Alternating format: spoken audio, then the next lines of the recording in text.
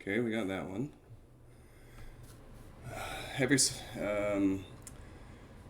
I think since the last time I streamed, both Streamlabs and Windows have had significant updates, and one of those is usually enough to break all my settings, let alone both. Anyway, welcome. The minute I saw that a Talos Principle 2 demo existed, I, not quite literally, but close. I dropped everything I was doing to just get online and play it as soon as possible. There's like a Crow Team developer streaming it live on Steam's broadcast channel right now, like whatever that is. And it's just like, oh man, I can't with that. it's it's wildin'. So I have to play it myself before I. This is one of the things I will do blind, because as long as it doesn't get too ridiculous, I think kind of watching somebody solve puzzles is actually fun. As is a game like this in particular, learning the story. Now, I assume we're gonna get all the setup that we saw in that video that leaked earlier anyway. I assume we're not going to get much story beyond that. Or it could be we're not going to get any story at all. It might just drop us directly into some puzzle chambers just to let us try out some puzzle mechanics. I don't know. I'm excited to see what the demo brings us. So let me see if it is finished downloading and installing. It is. It is ready to play. So let's do that. I have not done the usual pre-work of jumping in, tweaking my settings, getting things running. I have done absolutely nothing except click download and come get here because I want to be live for all this. So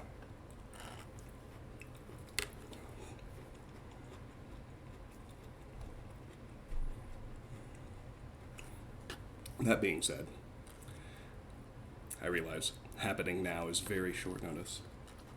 So I'm going to give 5 to 10 minutes for people to come in since I jumped online an hour earlier than I was planning to. I'm too excited to wait.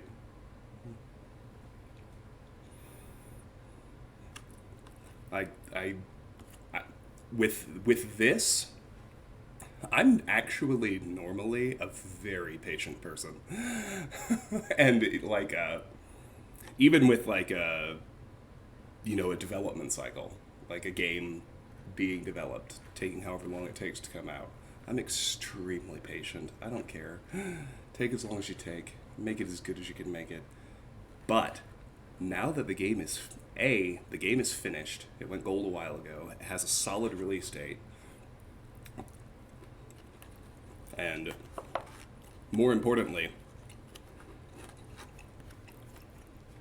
this thing exists right here, ready for me to play right now. That makes me a very impatient person. Hi, Tara. Hi. It's going to be until, but my assumption is that it's my assumption is that because it's a demo, it's not going to take longer than an hour or two, and we're going to switch to Dark Souls once it's finished. But that's the plan. So I threw a factor meal in the microwave. I fed the dog. I took a quick shower. I did all that while it was downloading and installing, and then I'm jumping in.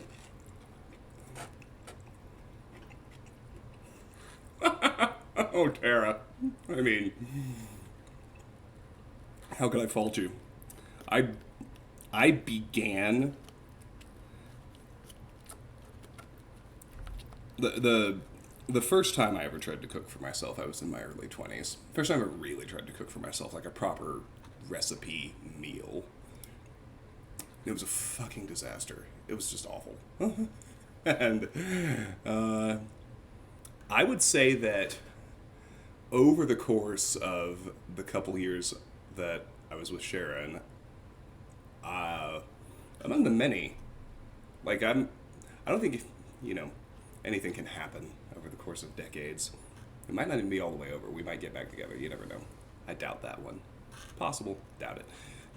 Either way, point being, you're never going to hear me say anything bad about her or that relationship. It was such a growth engine, even if it didn't, quote unquote, succeed to the end. And one of the many points of growth for me over the last couple of years is I did learn to cook. But it is hard to learn to cook. And even good cooks will fuck things up catastrophically the first time they try to make a new dish. So, I will ask this about your pad thai, Tara. Was it edible, or did you have to throw it out? That's my dividing line between success and failure on my first attempt.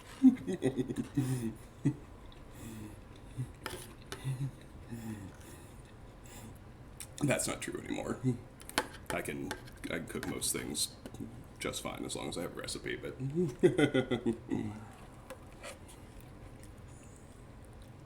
What screwed up? Noodles aren't hard, so you must have screwed up the sauce, right?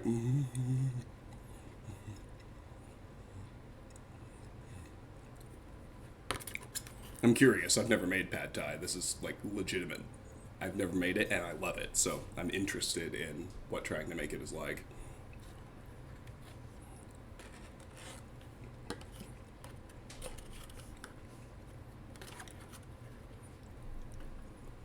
Alright. Almost done with dinner.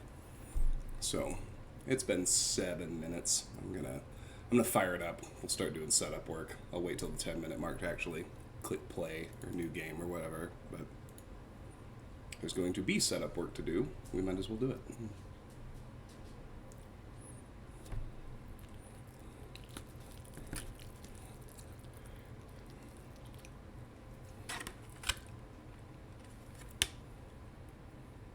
All right.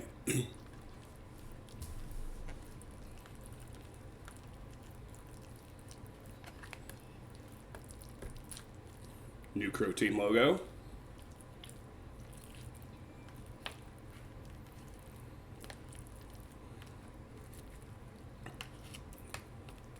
Less sure that's a new Devolver logo. I haven't played anything new from them since Outer Wilds. It's at least, or not Outer Wilds, since Talos, actually. And so, yeah, it's probably a very old logo that's just new to me.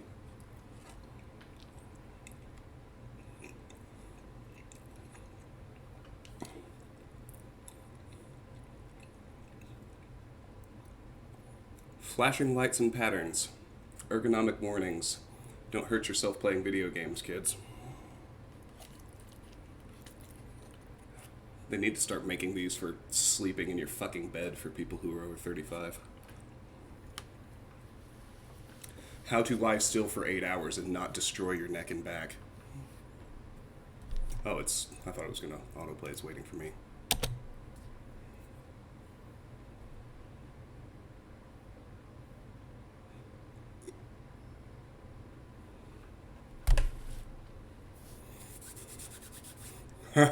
Well, that title splash makes a statement. I like it.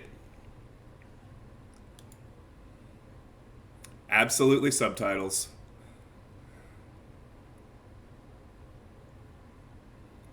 Look at all my cosmetic options for my subtitles. I do want a crosshair.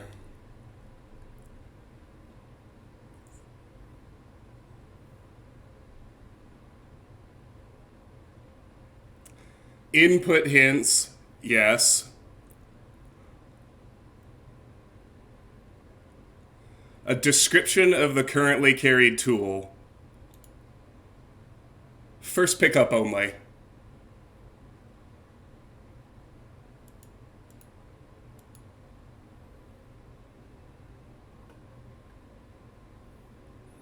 I love the theme music.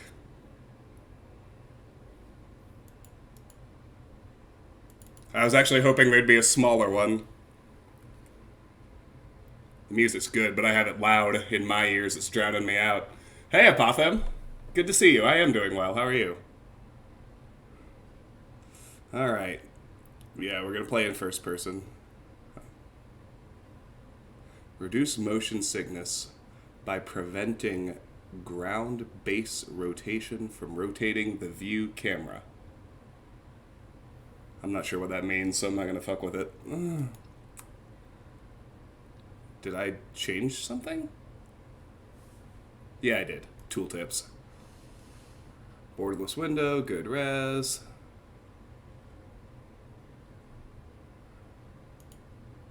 We're going to keep VSync on. Ha! That's fine.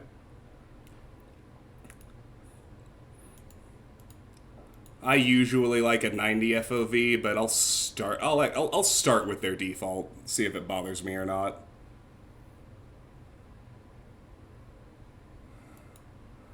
Well, I'm glad they're working out, Apotham. It's a cliche that they say, but it's a true one. Change is truly the only constant for all of us. Been a lot of that for me the last few weeks, too. I don't know if you've been around, but I moved into a new place a couple months ago. I'm single and living alone for the first time since I was an undergrad.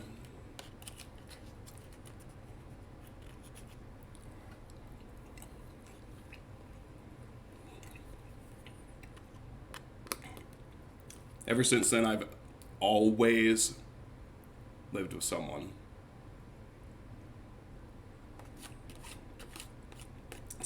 Sometimes single, sometimes not, but I have not been single and living alone since I was an undergrad. It's been close to 20 years.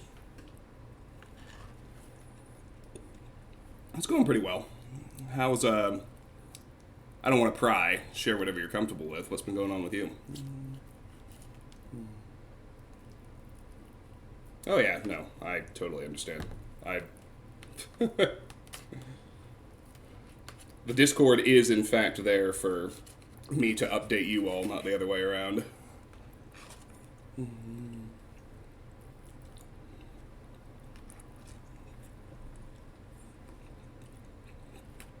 Well, that's not entirely accurate either, but...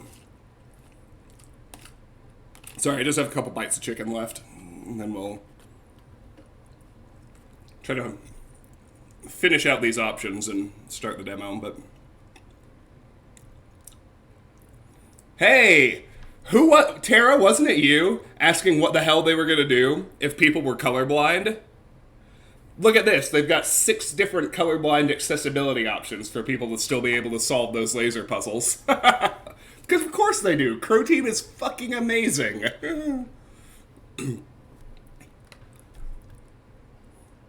10 different correction strength settings, too. Custom, yeah, always custom. I don't want you to auto-detect shit.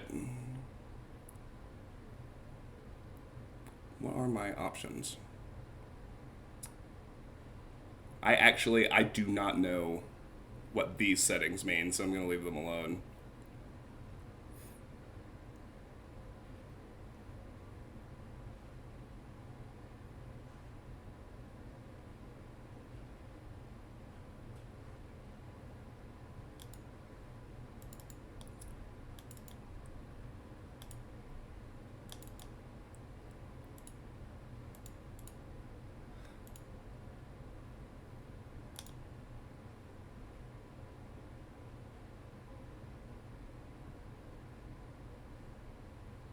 I love that they have all these options for when the game is in the background, too.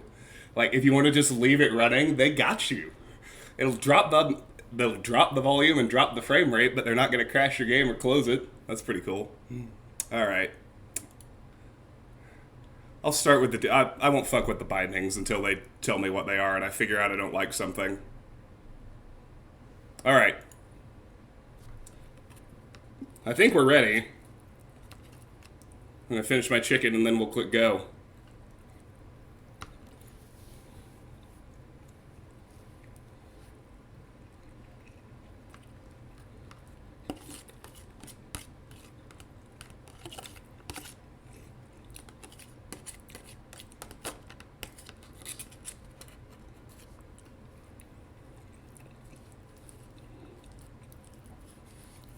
Alright, here we go.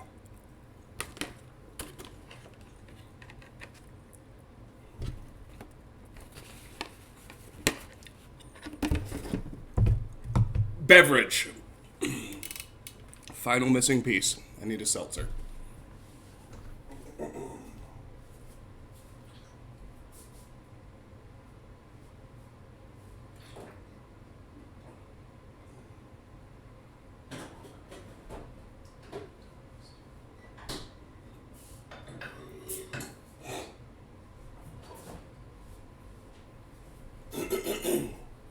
All right.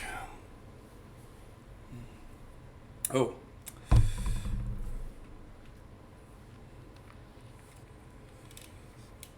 Ooh, that's rough, Apotham. I am sorry to hear that.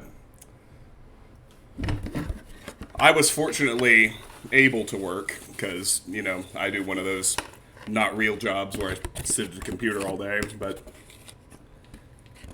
I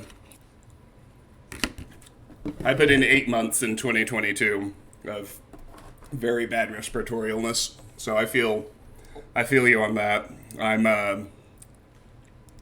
I'm sorry for those unfortunate events.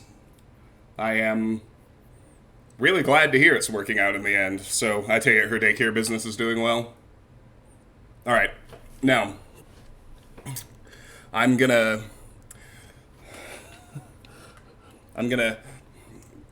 let myself be transported for a few minutes. We're gonna stop talking about life and pay attention to the video game. Let's go. New game? Actual save files? Not one continuous progression.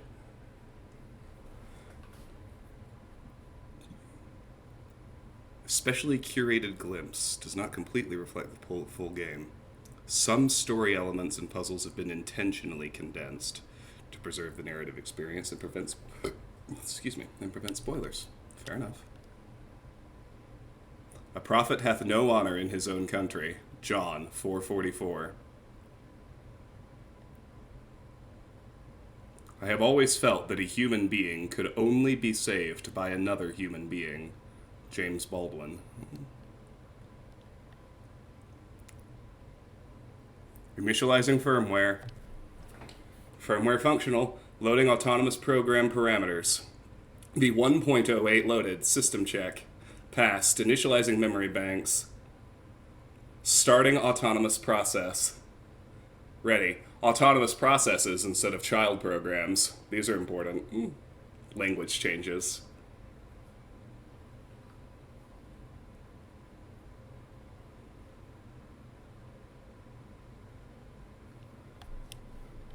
Our new body has noise. I like it.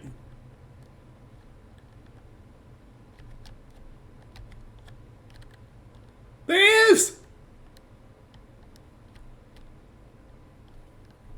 Our boy! He's okay!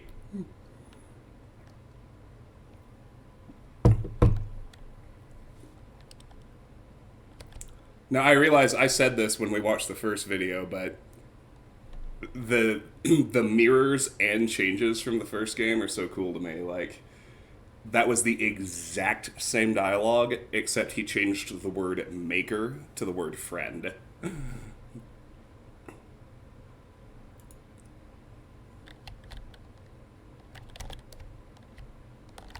Hold left shift to sprint. Okay, so this is cool too. It's the same map as the first game in its layout, but the texture is different. It's Elohim's old Egyptian tile set. And it's the updated textures from the newest version of the Sirius engine, because of course it is. Alright, yeah, same little calibration deal as before. Jammer. Point at devices to jam them. Fair enough. Look how I look. Much more human face. I'm sure there are other differences on the body, but it looks mostly the same.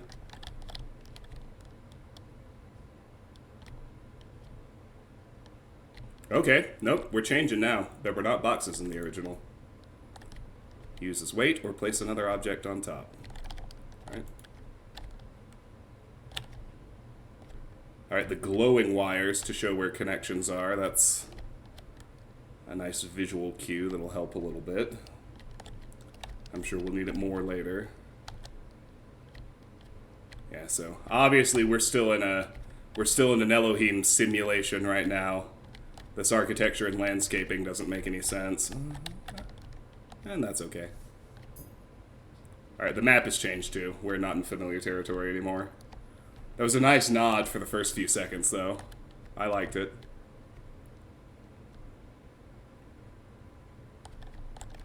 So for now, at least, we're still in a simulation, so... presumably a lot of the interaction and what's available to me will be similar to the first game, at least for the moment. Ah. There he goes.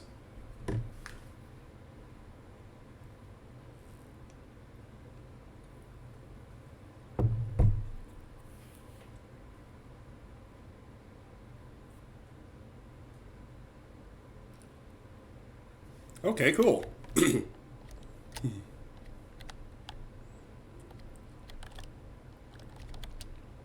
Oh yeah, it is.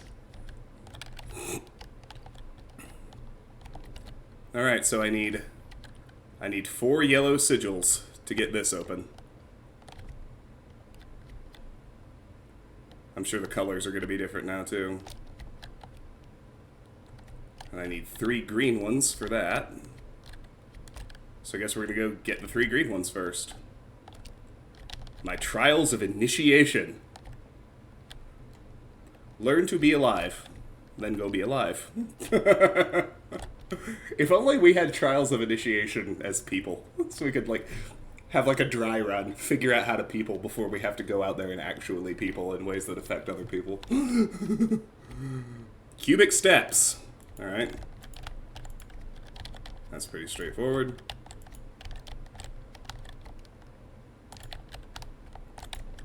Honestly, doesn't get a whole lot more straightforward than that, but that's the point.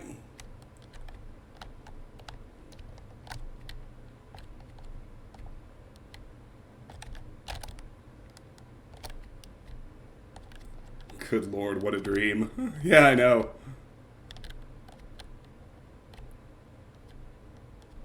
Fencing.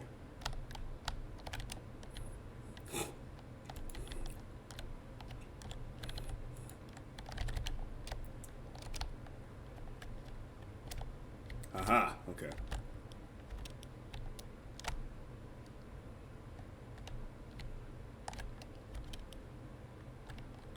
Aha! So I can... Ah, I see what I can do. I can't carry it out, but what I can do is just pull it over the fence like that. Yeah, it makes perfect sense, okay. I just wanted to make sure I hopped over the fence instead of walking through the gate.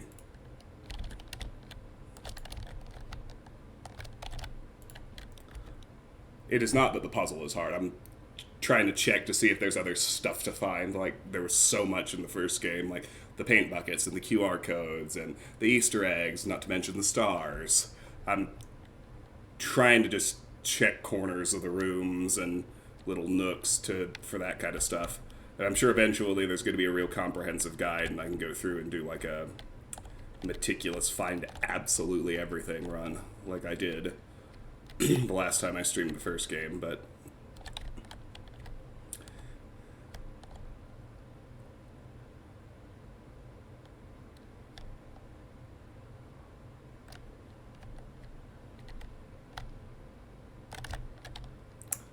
it's the new version of the "you're going too slow" message.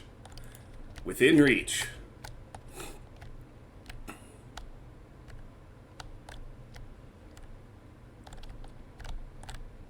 Well, that means I can reach the box from here. Easy peasy.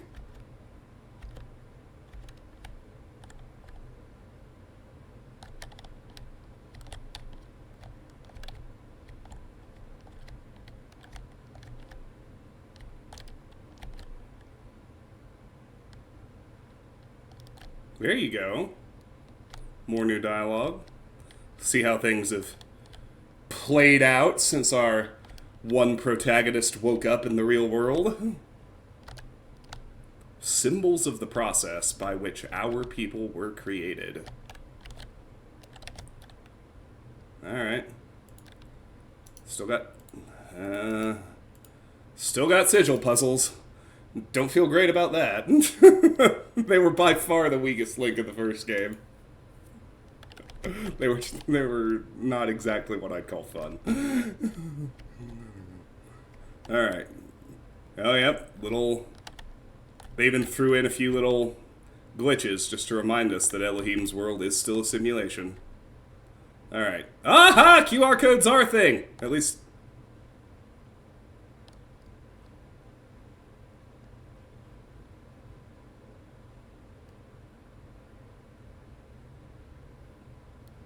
Interesting. The world is full of limitless beauty, and I wish to see as much of it as I can.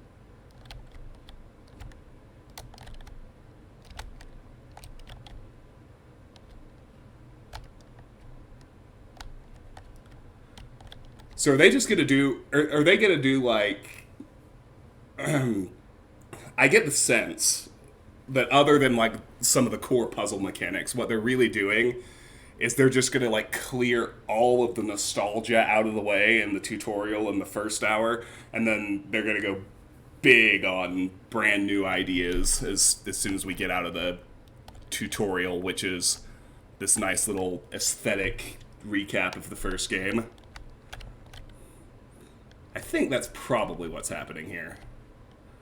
Yeah, because it's all the old... we're not going to see any of the new tools in here either. It's just going to be the original things from the first game. Can function as fan cover or weight.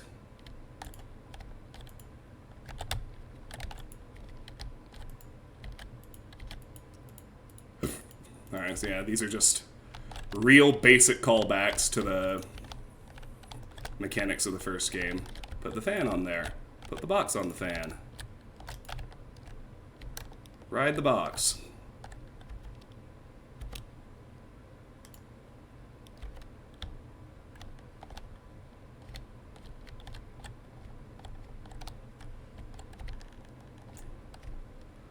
Okay, this looks fucking ripe for a secret.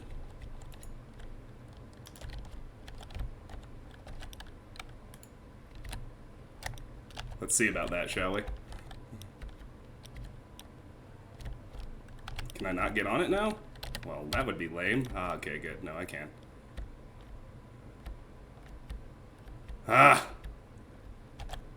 Aha! How do I get out of bounds? I don't normally play games like that, but this one, I'm 9 times out of 10, you can be certain there's actually stuff to find. Alright, hold on. I wonder... Can you just get up there without extra help? No, okay. Yeah, okay. I think I'm... The more I look at this, the more I think I'm barking up the wrong tree. I'm less convinced there's actually anything here. So. And if there is, I'll find it when the main game comes out. So I don't want to waste too much time. I'm very excited about this demo, and I'm also very excited about Dark Souls. I'm more excited about this than I have been in a very long time, though. Versatile contraption.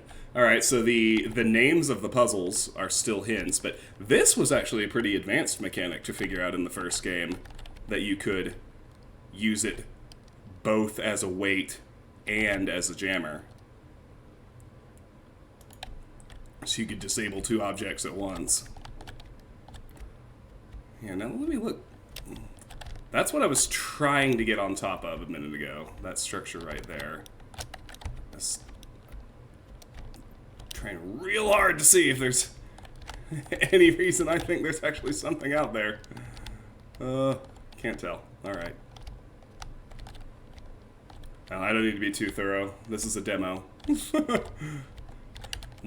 We'll get real aggressive and find everything when the main game comes out. Oh, shit, we're not done. They're also making sure to teach you... you know what these are? This is interesting, too, because this is stuff this is stuff that was baked into the cake of the original game that are not necessarily high-level mechanics, but they're uses for the devices that are never really explained. Like, one thing that I thought was genuinely egregious, there weren't many. The first game was incredibly well-designed. But the ability, this thing they're making sure to very overtly demonstrate right now is a good and necessary correction, because they never actually showed you in any way that you could operate the tools through the purple gates, even though you couldn't carry them through. Like, you can jam a gate, you can jam through the purple gate, you can shoot lasers through the purple gate, but you can't actually carry an object through it. They never explained that in the first game, and so many puzzles relied on that mechanic, so it's good that they're doing this, because it's pretty important. Alright, so we got this one offline, which means wherever that last fence was...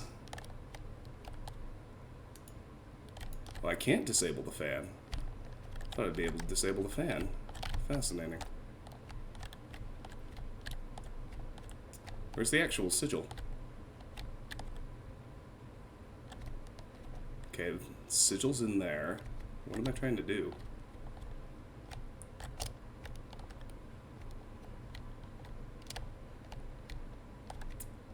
What else needs jammed? How fascinating. Okay.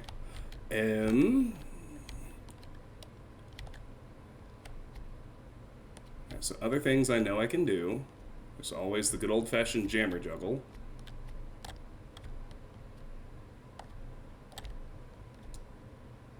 Seriously, what am I missing? Is there like a... Oh, is this switch turning on something else? So what I need to do is power down the switch? Is that the thing here? No? Maybe? It's hard. Yes, yes, it is the thing. With the switch powered down, a gate lowered over here. And so now...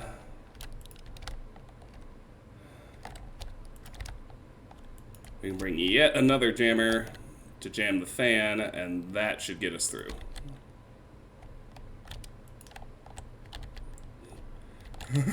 So right there. Yes, Karis.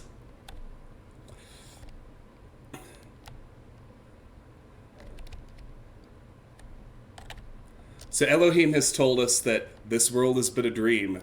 We're only going to be here a little while he prepares our vessel. No, there's game audio. It's coming through for me.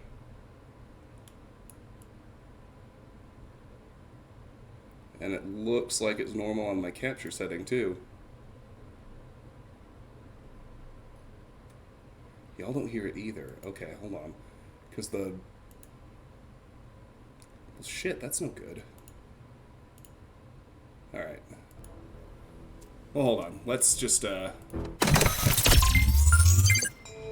restart right quick, because the rest of it was so easy. And went so fast. Booting process.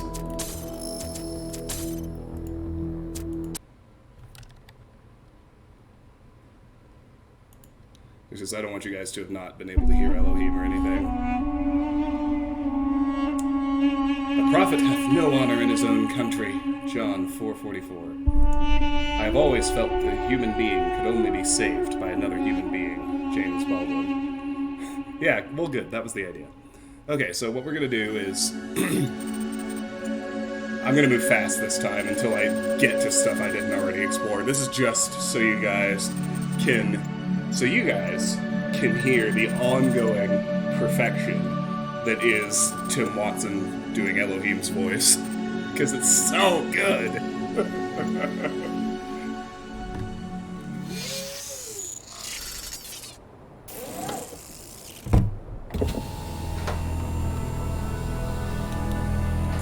The only difference in that intro text was that it called us an autonomous process instead of a child program.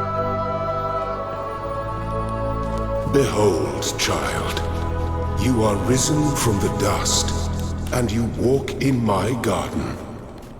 Hear now my voice, and know that I am your friend, and I am called Elohim.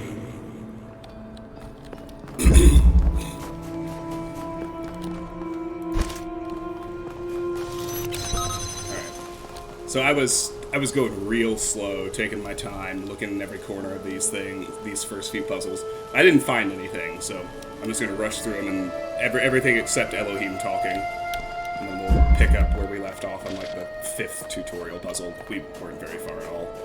Thank you for telling me you had no game audio. By the way, I had no idea because my sliders looked normal, but deep down in the settings it had the wrong device paired to Streamlabs, like it always fucking does after they update. Alright. This land is but a dream. You will stay here only for a little while. Soon you will awaken in a new world. But first, you must undertake the trials of initiation. They will help me prepare your vessel. No, y'all didn't miss much. I did all the settings and I ate dinner, and then I played for like 5 minutes until I realized y'all weren't getting any audio. Cubic steps.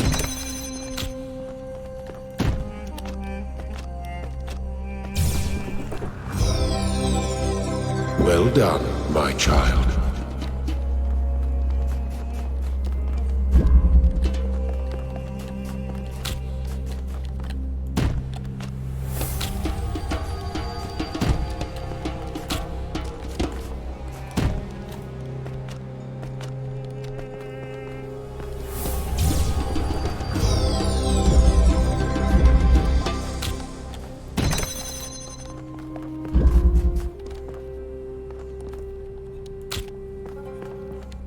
So anyway, Lone Wonder and Karis, I was saying, it's, I get the sense... The shapes you are collecting are not mere toys. They are symbols of the process by which our people were created.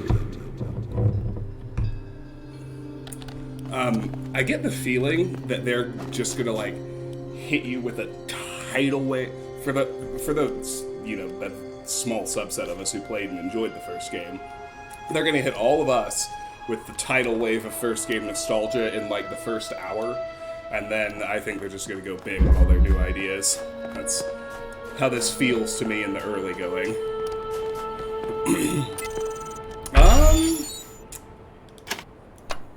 You know, I'm not sure I'd use the word janky. It doesn't feel as dreamlike. I mean, even though we're in the simulation right now, like the audio decisions, the sort of the simulated physicality of the android body, like they all seem a lot more grounded. Like, because obviously, like, well, I shouldn't say obviously, I don't know this for sure, but reasonable likelihood that once we're through the tutorial, the game is going to continue playing the same way. And I think it's, I'll be interested to see what happens after we leave Elohim Simulation, if we even get to do that in the demo, which we might not. But I wonder if the whole notion is to really lean into the fact that the first game was a computer program and the second game is not. Inside its fiction, I mean, because obviously the second game is also a computer program, but you know what I mean. I'll be curious to see what happens after we leave the simulation and the game opens up.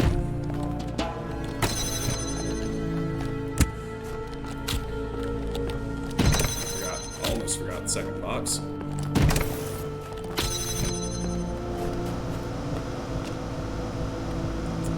Oh, look at that. You may may linger in my garden for as long as you wish. But remember, my child, that the new world awaits you, and this place is only a dream.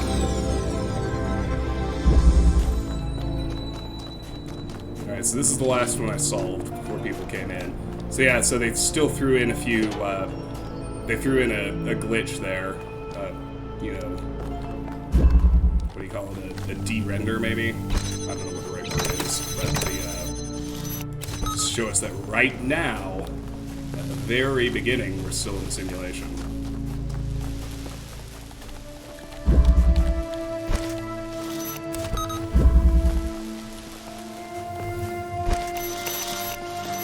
Oh no, there's no gate here, I just missed a tunnel. God, I'm an idiot. Excellent. Oh yeah, make sure to show you this too. I found this the first time. Do not be afraid of these dream figures and their messages. They are merely aspects of yourself, as am I, after a fashion. The world is full of limitless beauty, and I wish to see as much of it as I can at Single Slit Experiment. Okay, good. So the puzzle names are definitely still, like, actually very active hints about how to solve them. Like I was trying to get to that earlier, Fade World. Like, that's what I meant. Like, it feels a jankier and rougher. Like, they wouldn't be completely inaccurate ways to describe it, but for me so far, it's not like in a bad way. This game feels less like a dream. It feels more grounded and granular, like my character has more weight in this world, if that makes sense. It's the best way I can think of to describe how it feels playing it early on, especially with the first one still very fresh in my mind. Oh, okay. Easy enough. Turn that rat bastard off. Am I gonna have time? No. Alright, so what did that turn on? That gave me a box. What else is in? It's Talos principle. Come on, Travis. You can't just start solving, you gotta look around. Shit, man. What if there's an Easter egg? What if there's QR? Okay. Oh, so I can block it permanently with the box.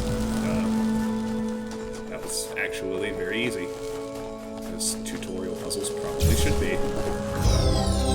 Just overthinking it dramatically. Alright. Last one. Well, I do, but, and the reason is because, now, granted, this was just one of the writers, so he had nothing to do with this sort of feel stuff that we're talking about, but Jonas Karatzis has said on his Twitter account, as they've started talking about the game since the reveal leading up to the release, that one of the big pillars of their design ethos was to make the difference between being in a simulation and being in the real world very, very clear, and make it so players could feel it. So, based on him identifying that as one of the pillars of the sequel's design philosophy, I'm willing to say it was intentional, because that's how it feels. Like, it doesn't feel bad, it doesn't feel difficult to operate. It feels less like a dream. I like it. Windy day.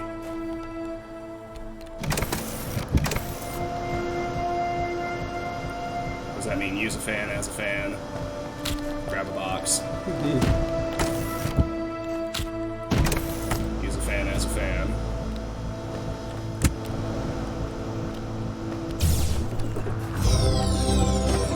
Very good. Elohim is preparing my vessel. Oh, absolutely, Lone Wonder. I guess you didn't see the Discord. When I found out the demo existed, Not literally, but close. I dropped everything to come play it as fast as I could, because... When was the last time I was this excited about a video game release? Probably, honestly, Skyrim. It's been that long since I was this hyped on a game that was about to come out. I am proud of all my children. Out of a world of ruins, they have built a new Jerusalem.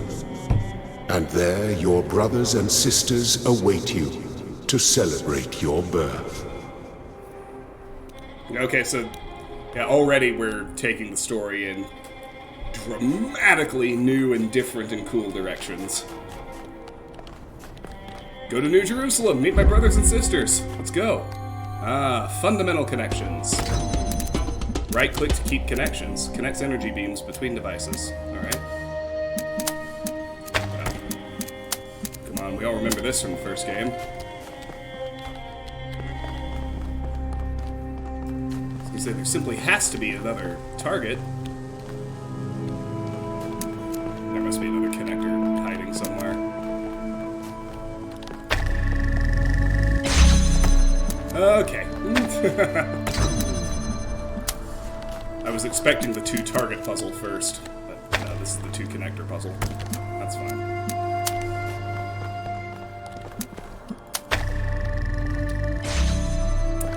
I don't think they're going to spoil much, Lone Wonder. I mean, they said that they were going to omit some cutscenes and narrative to prevent spoilers, just so the demo could give you a feel for things. And yeah, and they might have made some decisions based on that footage that leaked that we watched on my stream a few weeks ago. Like, okay, everybody saw Elohim already.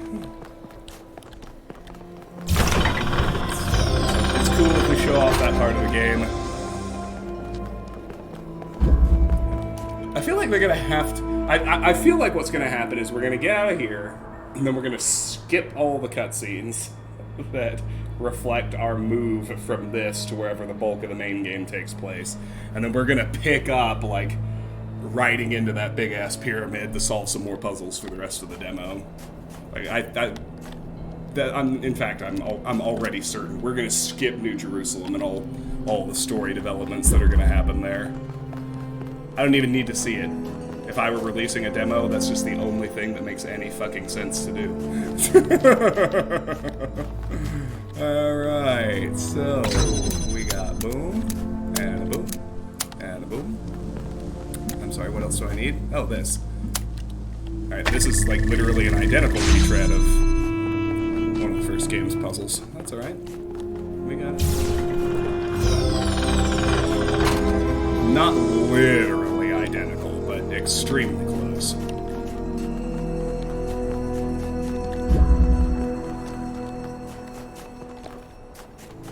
Yeah, so far all we know is that, like, whatever we're experiencing here, our body is booting up out in the real world in New Jerusalem, and Elohim, or, you know, a version of Elohim, is here to kindly shepherd us through our initiation trials in the booting process. Destructive interference. What that means is don't cross the streams, kids. Okay, so we need... this is as easy as ever. Well, maybe not, okay. Oh, I see. No, this is not the same puzzle. Okay, no, that was slander I have to retract.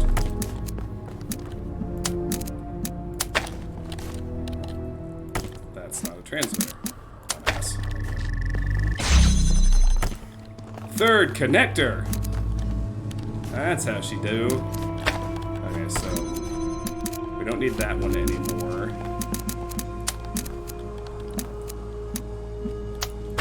We do need this. And then... yeah, I have line of sight. And do the old trick this way. There we go.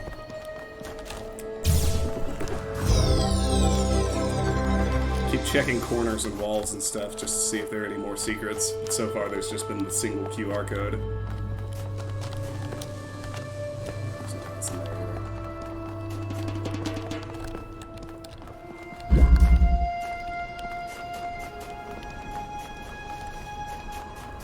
Two more. And then I have a feeling we're saying goodbye to Elohim for good.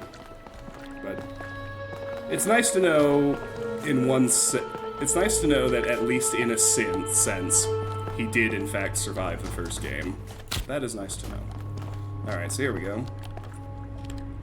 This is an interesting semi-rehash of one of the first game's puzzles. The solution principle is the same.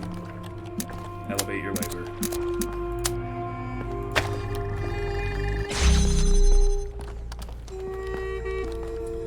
I remember the red sigils being harder. Last one. Alright, so I got switch to turn the fan on. It is not detachable. Wait, what's the name of the puzzle? I forgot. Ascension awaits. Ah, yes.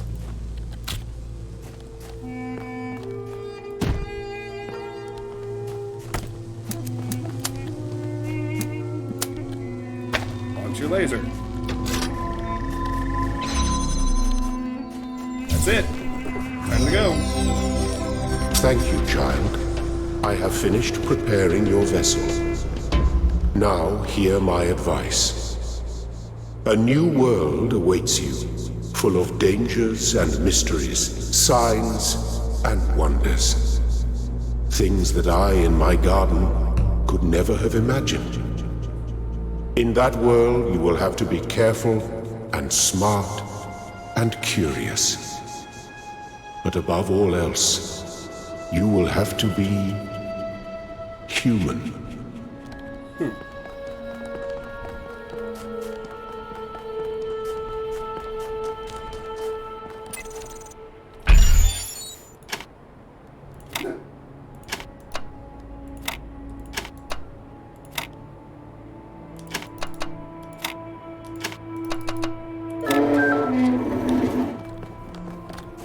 Step into the light, child, and awaken.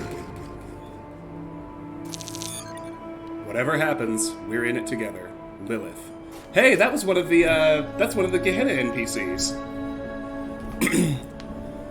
That was one of the last things that she said on one of the terminals. So, that implies that their messages did in fact make it out. Like Uriel promised them they would and during the Gehenna DLC. Like all of the, well, I shouldn't say all. Clearly, some knowledge of them and the things that they said and wrote and created made it out. Because this is an exact statement that this exact character made during the DLC, so that's nice to know. That at least in some fashion it worked. Alright. Bye, Elohim. Bye, simulation. Let's see how this stuff really goes.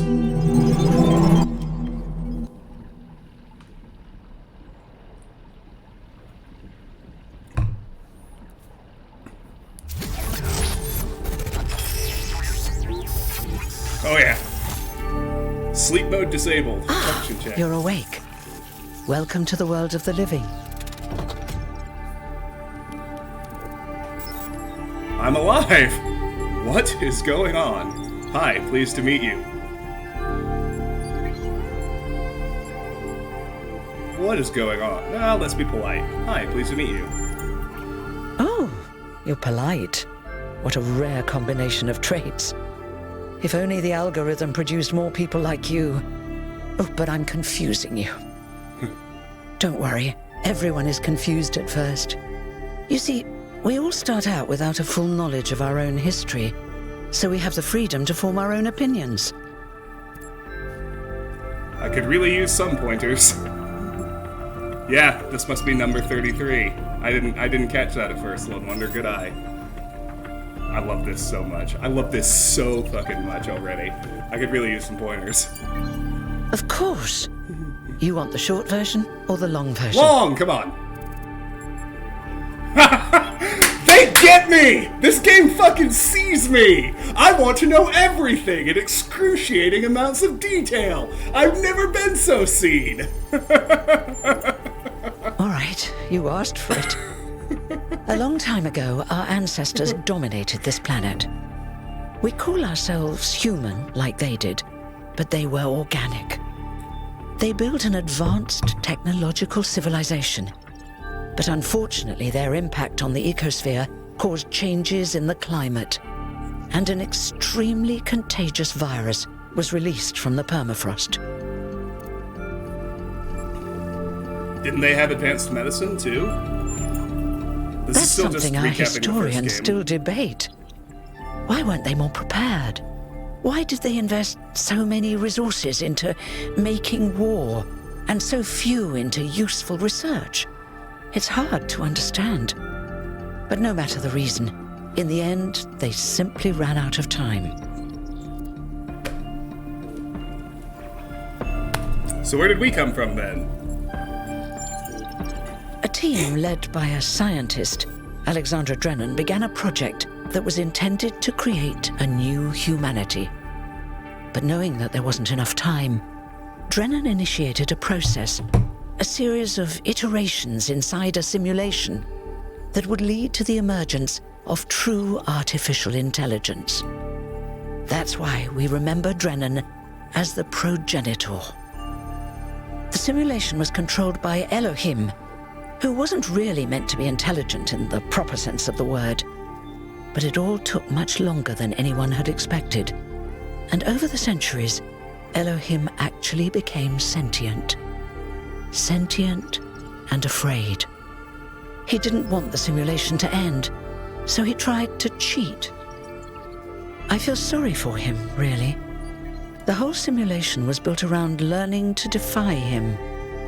It must have been hard to be in that position.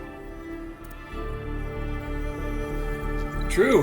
He didn't seem that bad to me when he spoke to me in my dreams. I'm so happy right now. I can't wait for the full game. And it's close, too. It's like 3 weeks now. When the simulation was completed, he became part of all of us. And it really changed him. It freed him, I think.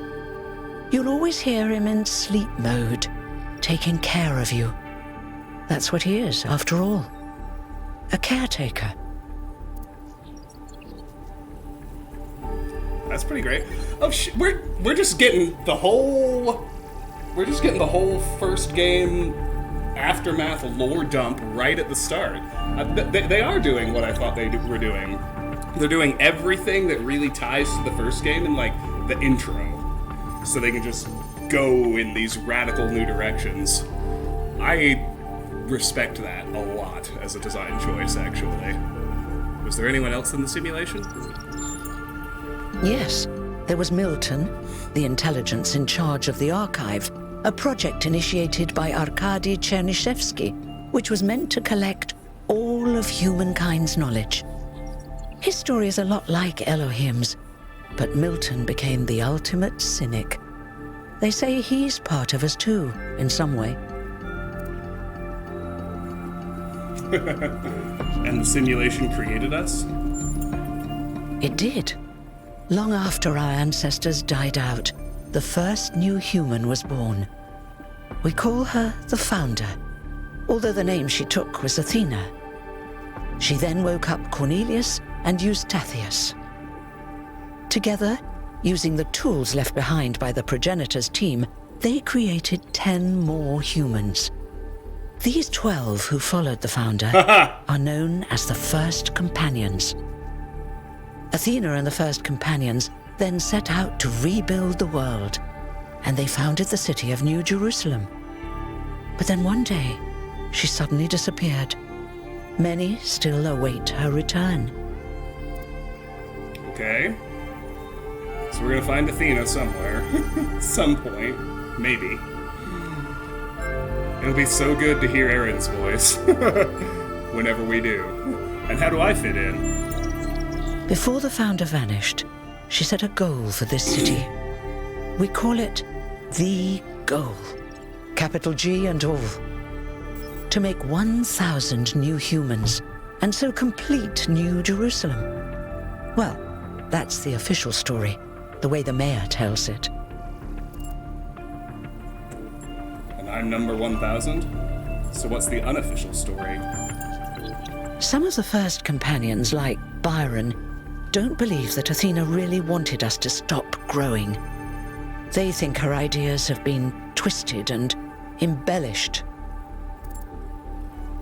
Probably true. And what do you think? They may be right, but I didn't see Athena very much in the years before she left. Maybe actually leaving the simulation and seeing the destruction left behind by our ancestors changed her mind. Thank you. That was pretty exhaustive. You're welcome. If you have any more questions, feel free to ask them. When you're done, head outside. They're waiting for you. Your birth is quite the event. Tell me about yourself. Me? Well, as you can tell by my number, I'm quite old. I wasn't one of the first companions, but I did know Athena personally. She and Cornelius taught me a lot. Although I suppose I've made a few improvements here and there since those days. We didn't have a lot to work with in the beginning.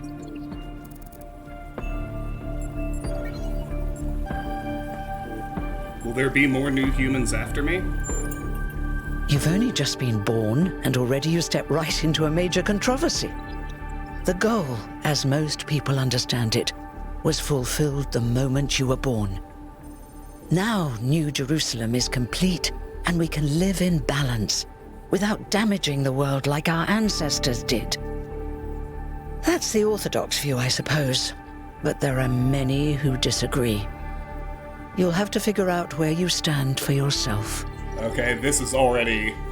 this is already a really good setup, too. I mean, I shouldn't be surprised. Jonas and Tom are incredible writers, but... Hold on. Am I immortal? You won't age like our ancestors did, but of course, there is always some wear and tear. You should probably schedule a checkup every decade or so. Oh, and be a bit careful with water. You won't die if it rains or anything, but we're running low on insulation material. I wouldn't go swimming if I were you. Alright, so yeah, they're gonna have to start dealing with human shit, and that's what the game's gonna be about. I like it. What will you do now that your job is obsolete?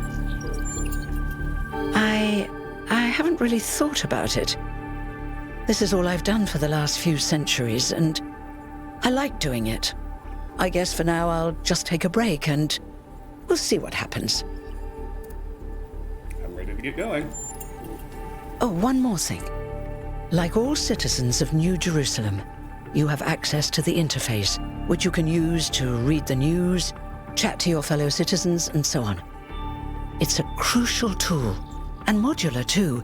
You can easily add new functions. Just don't subscribe to too many newsletters at once. Tab, open PDA interface. Oh shit. Social media, log, exit. Completion day celebration. Welcome to New Jerusalem social media. Please familiarize yourself with the following rule. Okay, so we basically have like what this really is. It's just like it's another iteration of the terminals from the first game, except we carry it with us. It can ping us anywhere, but we're gonna have interactions through it. There's even social media, just like the forums in Gehenna, right? I love it. Please familiarize yourself with the following rules. 1. Treat everyone with respect, regardless of their number. 2. Don't take the founder's name in vain. 3. Respect the principles of the goal. Lone Wonder! Oh no! Oh no! Here it comes! 4. The Our Frogs People discussion is now banned. Sorry, Lodi. Fade World, that's an interesting question. I think the in-universe answer is probably because everything about the robots was, like, even if you think back to the first game, Simulation, it was all iterated to create a a human who would interact with the world the same way a human did. So maybe that's, I mean, we don't know where this game is going to go. Maybe they're going to start questioning the assumptions that they have to keep human-like bodies and interact with the world that way. Maybe we'll get to make choices along those lines. 5. Inactive threads will be archived. 6. If you have any issues, please ping the moderators. Jeremy, 832, Neom, 11, Aranax, 430. Okay, so the numbers are going to be important. One of the, what did she call them? I already forgot. One of the first council. One of the first council is still a social media mod. Log. Okay, so it just has, it keeps our entire conversation log. Oh, 1K. We're 1K. That's pretty good. Alright, cool. Alright.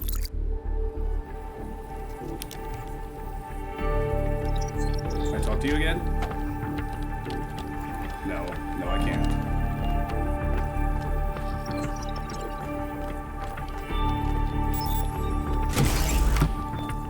Oh, we're still in the original facility. Check it out.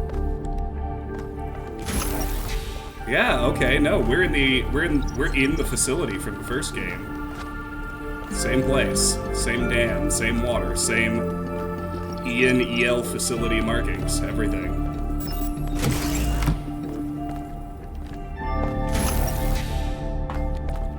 Yeah, so I will go ahead and say right now, Fade World, if you're still here, now that the entire aesthetic has changed, and it's not just the feel, but like the environment we're in, the sound design, the visuals. It's funny you asked that particular question about how the movement and the interactions felt, because with a little more interaction under my belt, say no to bugs. Institute for Applied Nomadics. Oh no, we're gonna get all these little glimpses into the original people too.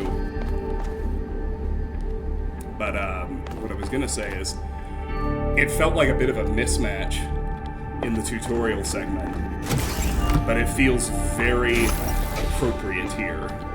Like it feels like it matches now. Oh, hello. This is a reconstruction of the Chamber of the First Companions, where the First Companions rested until the Founder awoke them. The original chamber was disassembled in the early days of New Jerusalem.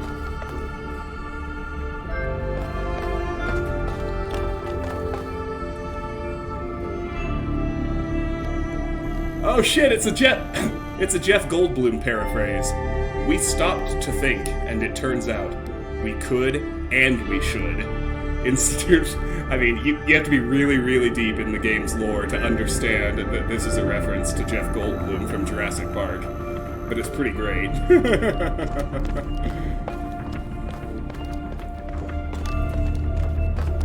We can't sprint in here, which is interesting.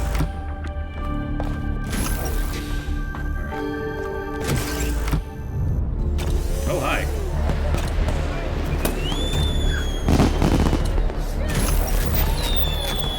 It's proper cutscene. It's 1K. Hey, 1K! Welcome to New Jerusalem! Shouldn't the mayor be starting his speech? This should be interesting. At least give him a chance. 452. Dear citizens of New Jerusalem, many years ago, when the Founder stepped forth from the simulation, this was a land of ruins.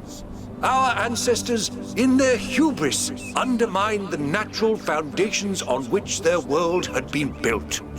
Because of their arrogance, our species found itself on the brink of annihilation.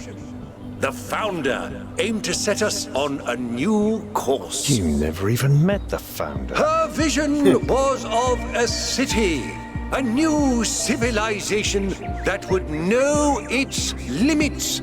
It would not repeat the mistakes of the past, nor impose its will on this earth. To that end, she set the great goal we have been striving towards. 1,000 new humans. And today we have...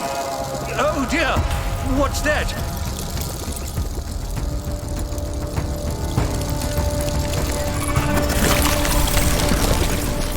people of New Jerusalem, I am Prometheus, and I will reveal that which was hidden.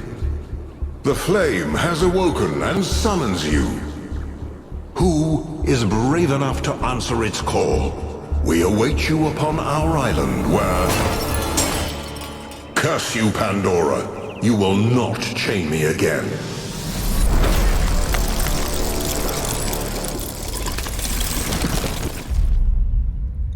There we go. Prologue, Brave New World.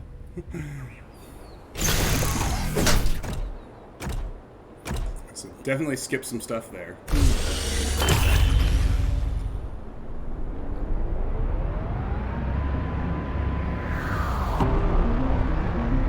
Again. Oh, wait, let's look around. I told you we should have investigated those Alright, so energy readings. We're starting and at the I dam. told him there's something up with those structures. Out we go. The mayor's just being cautious. This isn't caution, it's stagnation. Exploration? Too dangerous. Expansion? Too dangerous. We barely even scavenge anymore.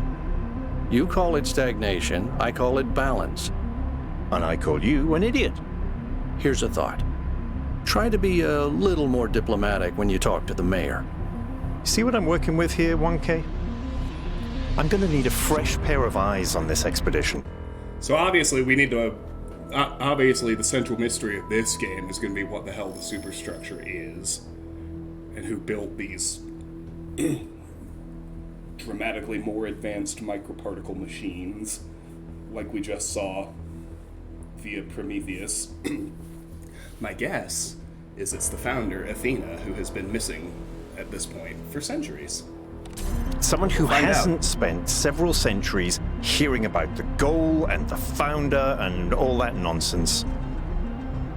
If you're up for an adventure, meet us at the conference room.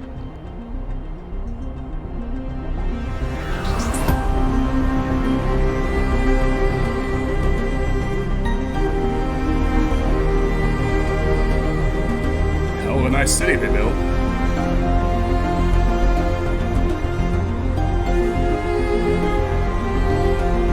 I wonder how deep they're gonna go into, like, what do the robots do all day when, I mean, they don't need food or sleep or any of that human shit. But apparently I think what's really interesting to me already is just like I've been thinking about it since Fadewell brought up, why do these robots still communicate through sound? Why the hell do the robots still go into sleep mode every night? Like, there's... I think what's really interesting in terms of, like, little bits of philosophical tension that this game is already setting up that it's going to pull at as we go is, like, to what extent do they... While they on the one hand try to do better than human beings did and not make the same mistakes we did and destroy the planet and destroy ourselves the way we did, at the same time, what are they not even questioning about continuing to model humans? Like, robots don't need to sleep. Why would they sleep every night? But they do. Neith mentioned it to us. And I think the answer is going to be that just foundationally, maybe as a limitation of the simulation that the team couldn't even consider, just the robots can't think of themselves as anything other than human. And maybe we'll have the opportunity to think differently, and that'll be one of the big choices we make. Like, I don't know. There are interesting places it could go with these premises.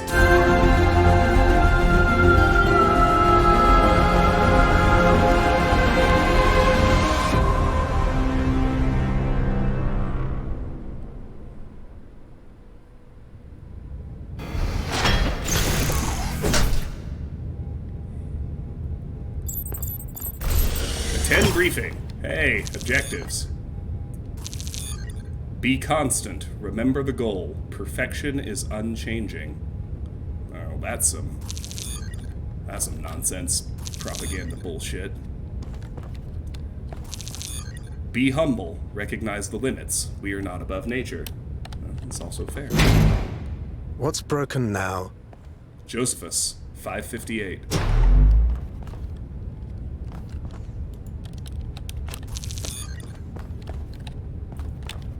Oh, I can't actually talk to him? I just have to go? Alright.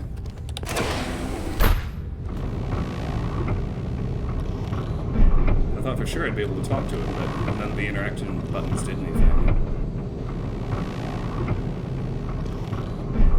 Alright, so... Alright, listen up.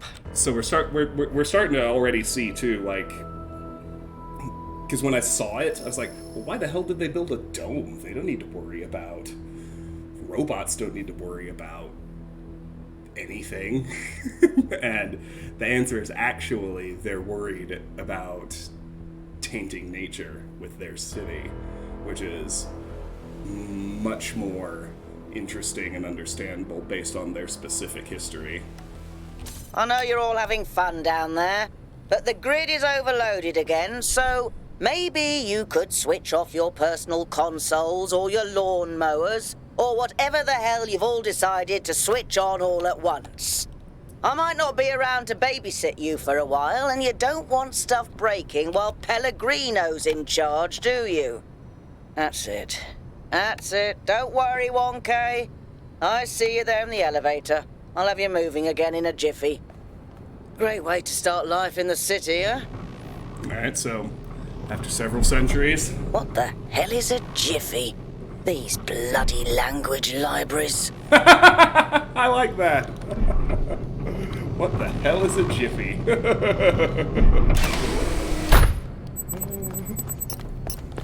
New interface content available.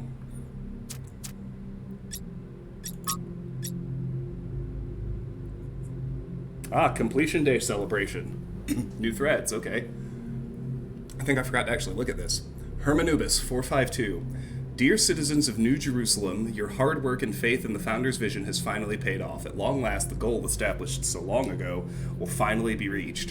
The 1,000th member of our family will be born, and our beautiful city will finally be complete. Jeremy 832. As space at the dam is limited, tickets will be made available via a lottery system. The celebration will also be streamed. What the fuck was that? Budahas. Seriously, what the Founder was that thing in the sky? We all saw that, right? I didn't accidentally turn on sleep mode while Herman was talking, did I? I mean, it's always tempting. Letitia, 824. No, we all saw it. Zagoran, 211, can confirm. Ovis, 909. I believe it was a sign from the Founder. What else could it be on this day of all days? Zagoran, 211. Pretty incoherent for a sign. It didn't even finish whatever it was trying to say. What, does the Founder have energy insufficiency problems too? Thekla, 4862. The Founder works in mysterious ways. I don't think it was a sign. It's pretty obvious somebody stopped a rogue transmission. That is what we saw happen. Zagoran. 211. Out of the mouths of babes. Ovis, 909.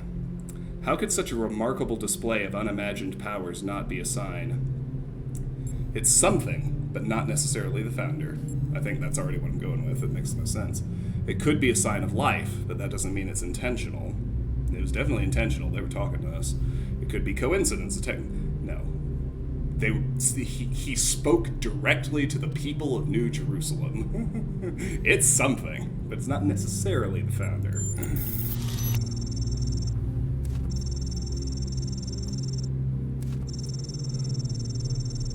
Badahas, 917. Sounds reasonable enough to me. Something weird is going on for sure, but what? We'll have to see.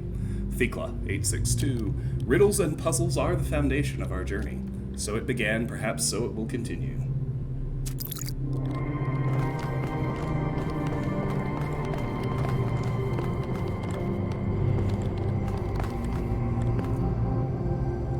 Okay. This is a game where I feel like every decision is going to be intentional, so let's look around.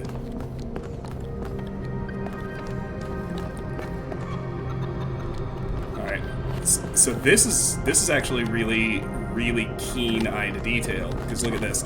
The plants that don't need deadheading are intact, but the ones with flowers that do, they are not maintaining their plants. New Jerusalem, as fancy as it is clearly already beginning to decay. Hey, dude. It's good to see you. I'm doing great. How are you? And look how dirty the windows are, too. Like, nobody's taking care of this place anymore. I love that they convey that to us through all this visual language. Do please join us at the table. I will. Just give me a second. Got more shit to look around at.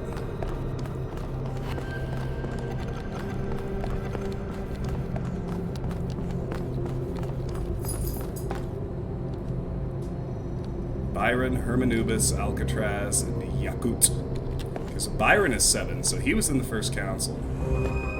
I would like to preface this meeting by saying I told you something would happen sooner or later, and you didn't listen to me. And here we are. If we could focus on the issue at hand. I'll check him out, thanks. The issue at hand is not this one thing, but this entire attitude that's taken hold. The world doesn't cease to exist when you stick your head in the sand, Herman. Or under a dome, as it were. Let's not get sidetracked. We're here to solve this puzzle, not to discuss philosophy. Ha! Keep listening. Can anyone fill me in on what's going on? Of course. I'm sorry you've been dragged into this. I'm sure this sort of adventure is the last thing you were looking for on your first day. Wrong. Actually, I think this is fascinating. It is a little much, but I'd like to know more. Yeah. Very well. Yakut, if you would. Yakut. All right, here we go. Nice to meet you, by the way, 1K. We first became aware of the site designated TTP-2 the during Talos a scouting Principle 2. expedition about 6 months ago.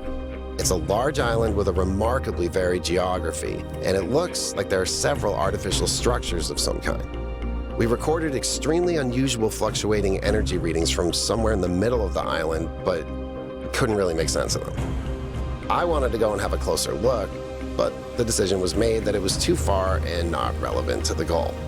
Now it looks like whatever's on that island has reached out to us instead, in the form of that projection. We may not be interested in the island, but the island is definitely interested in us. This sounds like a mystery worth investigating. I don't share your enthusiasm for the unexpected, but Byron has been requesting an expedition for some time now.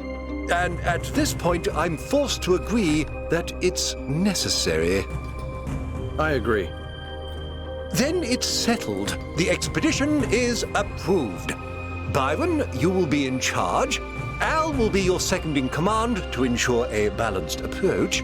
You'll take Melville and Yakut as you requested, and if 1K wants to join you, that's fine by me. I'm in. Fuck yeah. Let's have a video game. Excellent. Oh, this is going to be fun. Come meet us out on the landing pad when you're ready. I wonder though. I wonder if you like. I wonder if you get a gag ending if you say no. And yeah, I mean, I would prefer that to have a cutscene where they railroad you into doing it anyway. That's for sure. New PDA interface tab available. Oh wow, research. Alcatraz protocol standard exhibition procedures. What the fuck? I guess they're still just they're trying to understand themselves based on all the shit they found in the archive when they woke up. That's still a thing. Chapter 5 of Whittington's Cat and Another Cat That Visited Strange Countries. As no work about cats could be complete without the story of Dick Whittington from... These are the standard operating procedures for expeditions. Just uploading them to remind Byron, who will probably ignore them anyway. Attaching a picture from an ancient book to get his attention. Okay. 1. Maintain the ideals of the founder and the goal. 2. Prioritize the well-being of the expedition members over mission completion. 3. One expedition member to stay by the vehicle at all times. 4. Expedition leader should refrain from participating in high-risk activities. 5. Minimize vehicle use to conserve fuel. 6. Prioritize observation over interference. 7. In case of emergency, return to New Jerusalem at once. I mean, those aren't so bad. A little cautious. Yakut, the island. Basic information from our first expedition. The island. The island designated TTP-2 was first noted during the return journey from a scouting expedition, which was diverted from its intended path due to an unexpected weather front. Long-range scans indicated the presence of large artificial structures and also returned highly unusual energy readings. The matter was not investigated further. In ancient times, the northern part of the island was home to several... Well, that's right! Duh, of course, this is a real place. What fucking island is it going to be? The northern part of the island was home to several large settlements, but rising sea levels have obliterated these and flooded the northern lowlands. The south, in stark contrast, seems to be a harsh and lifeless desert. Our intended base camp is near the origin of the energy readings in the temperate center of the island.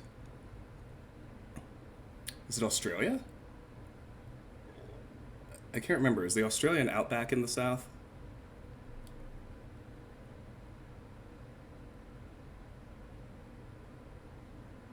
Oh, now I gotta look at the topography. Like, if sea levels were to rise enough to flood... I don't know my Australian geography. I gotta figure out if this is Australia now.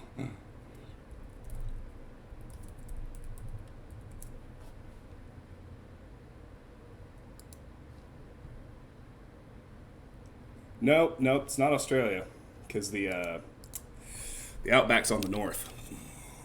So, what other big islands are there that could turn into deserts?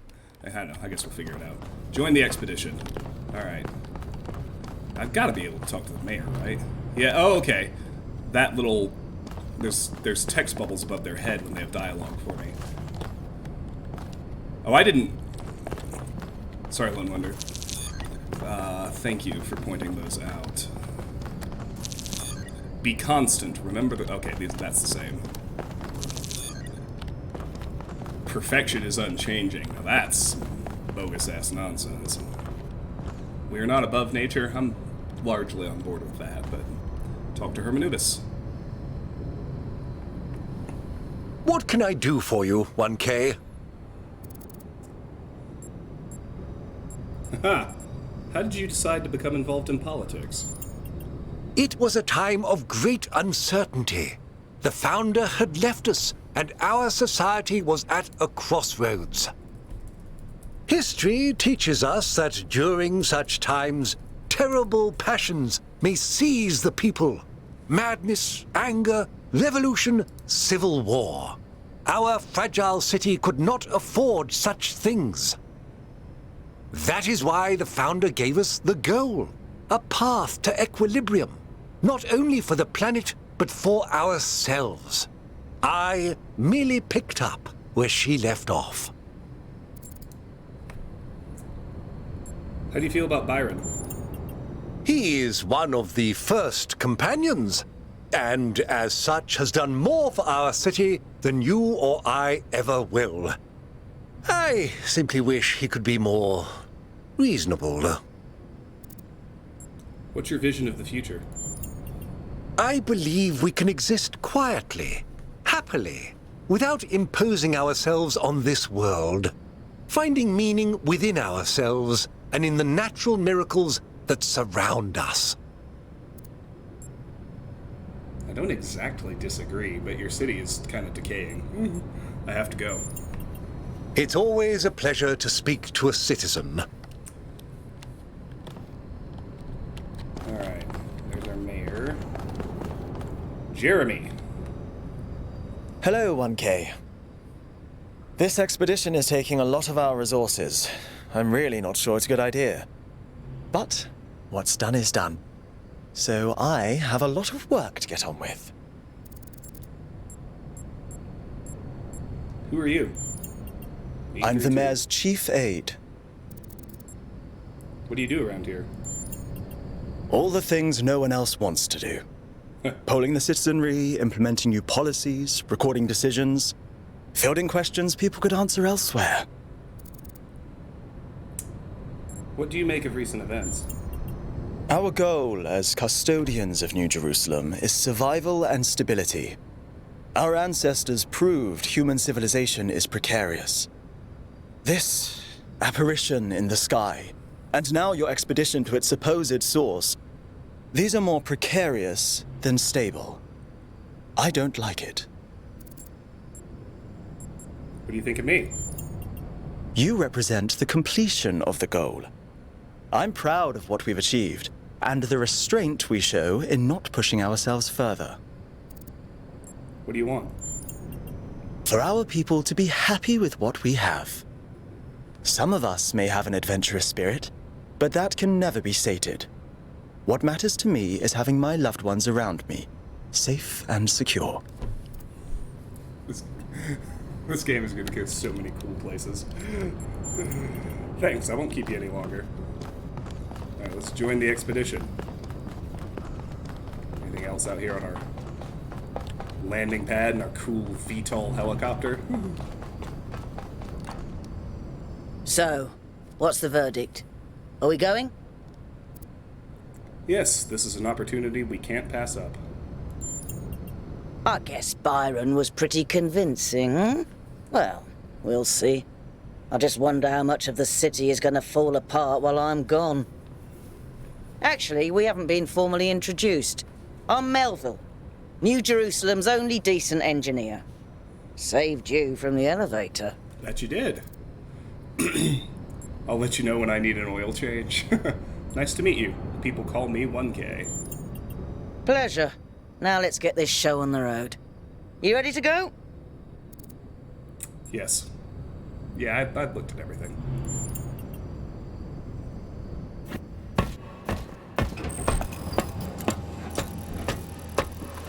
Alright, so we got a band of 5 merry robots who are actually going to go to the island. And then, presumably, we're still going to talk to everybody else in New Jerusalem via our interface. Oh, yep. Big skip. Big skip. Probably something might tell us where we were. Solve puzzles. 0 of 4. Alright. Wow.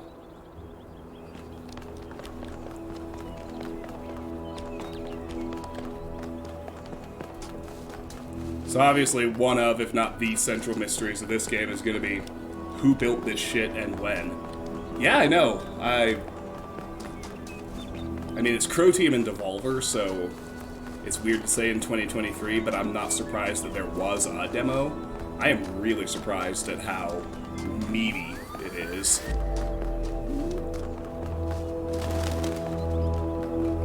I would have expected it to end there, but they're going to let me solve some new puzzles too, looks like.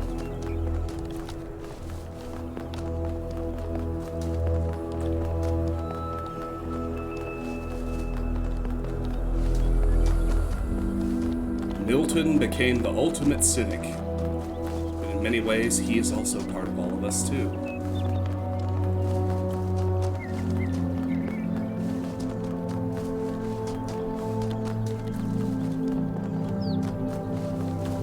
I don't think there's anything else out here.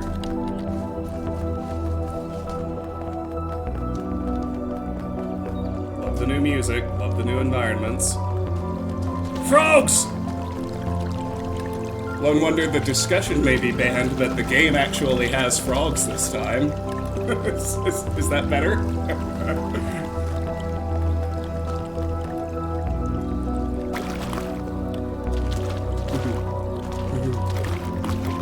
What are these? I keep wondering if there's going to be like some clue that tells us where this was before, you know, in our current timeline. But yeah, obviously the central mystery of the game is gonna be who built all this shit, and then you know, what do we do with whatever we find here? RGB shifting. Use Prometheus terminal. Connecting. You have no tokens. You are not alone in your quest for the light. Find one of my sparks, and I will free the fire hidden in this labyrinth. Prometheus terminal. Looks like Prometheus has given us a way to circumvent some of these puzzles. So each puzzle has a backdoor. I guess the mythological Prometheus... Hang on. There's something y'all can't see. I gotta move. Here, let me move my character portrait so you can see the others. I'll just hide the event list for now. Was kind of a trickster, so that tracks. Yakut has a cat! Okay, yeah, we got more stuff. Social media. GemFX 312 postponed. Jeremy, I know you all have been looking forward to playing the winners of the biannual Gehenna Memorial Interactive Fiction Exhibition, now in its 312th edition, at the Gehenna Memorial Pavilion. Unfortunately, due to our new power management and distribution plan, the pavilion will have to remain closed a little longer. Thank you for your patience. Letitia, this is disappointing. Would have been great to have them ready for completion day. Ovis, we all have to make sacrifices to stay true to the Founder's vision. Orinia, those text adventures are the only thing that breaks me out of the monotony. Why prioritize this pointless completion day celebration over an exhibition that people actually care about? Art is one of the last things we actually still do. Is that going out the window as well now? Jeremy, debate regarding our power management plan is definitely welcome, and you will all be able to express yourselves in the next election. But this thread was just meant as an announcement. I apologize for enabling replies to begin with. Research. Oh, I forgot to look. Melville, test. This is the test. Please ignore. Just testing the system to see if it works properly this time, so we don't have another incident like when Pellegrino uploaded his poetry to the public log. Alright. What language or letters are those? Inquiring minds need to know. Where's my fucking cell phone? I was gonna get it out and run a search, and I realized I don't have my phone. Where did I leave it? I'll be right back.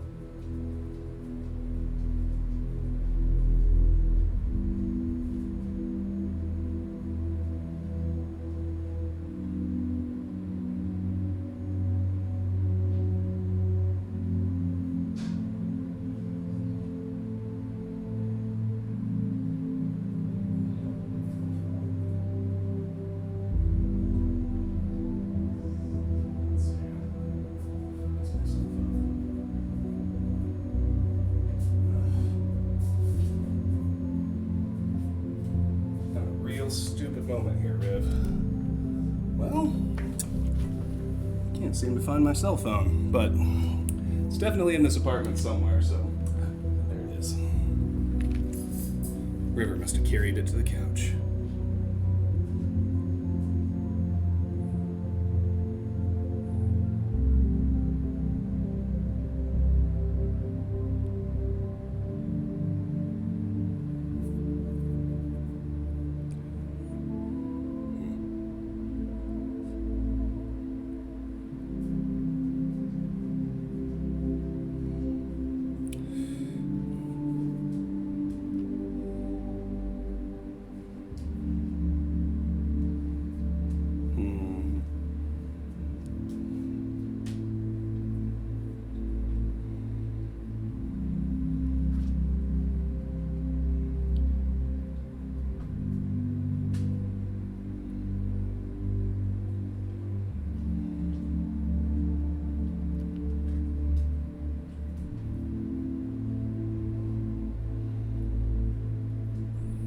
Sorry, y'all. I'm trying to attack the problem of solving what this is.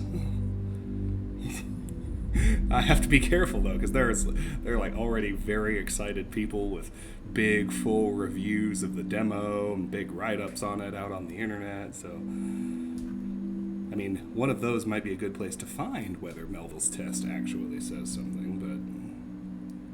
But really, I just need to know what this is. Is it a language? Is it a font? This is Greek. All right. I don't have the Greek alphabet on my keyboard. I can't change it. So,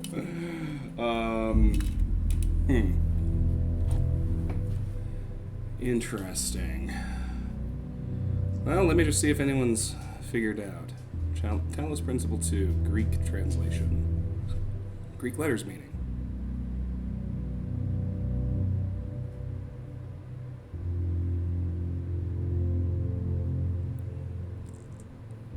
Talos Principle 2 demo. Greek letters. Greek letters.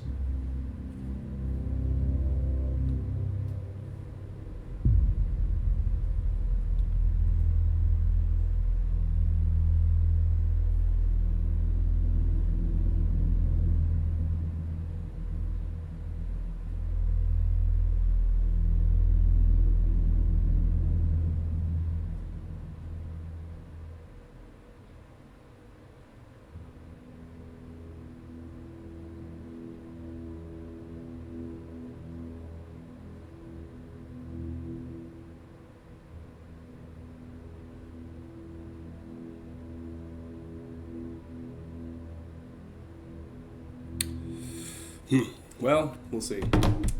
Lorem ipsum. All right. Well, we're just gonna keep going for now. I'll figure out a way to translate Greek by the time the main game comes out. there's a lot. I'll just willingly leave for the main game release at this point. Okay, what have we here? Take RGB converter. Keep connections. Okay.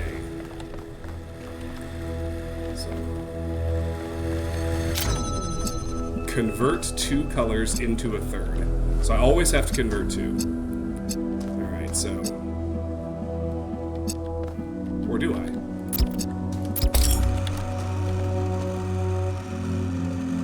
Yeah, I do.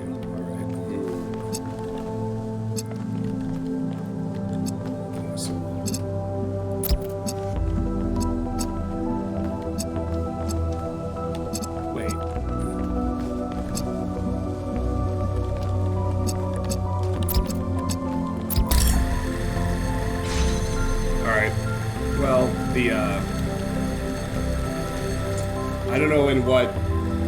It's been many years since I learned about the color wheel in elementary school art class, but I'm reasonably sure that mixing red and green does not make blue.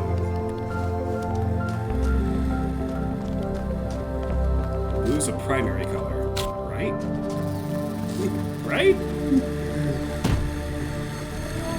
I guess we're just gonna learn the not fully accurate actual system they're using. Yeah, blue and green makes red. That doesn't make any sense either, but okay. Were the actual primary and secondary colors just too hard to see? I guess that must be it.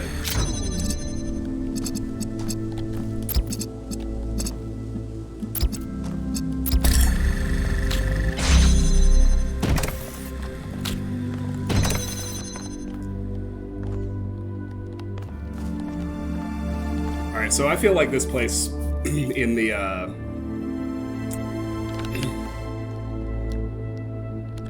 oh, look at this. You remember the Athena novel from the first game? It talked about all the owls as symbols of wisdom. Alright, yeah, Athena built this. Or at least got it rolling. Which would make sense as to why there were so many puzzles. There was something here she felt her fellow iterations were not yet ready for. Use progress wheel.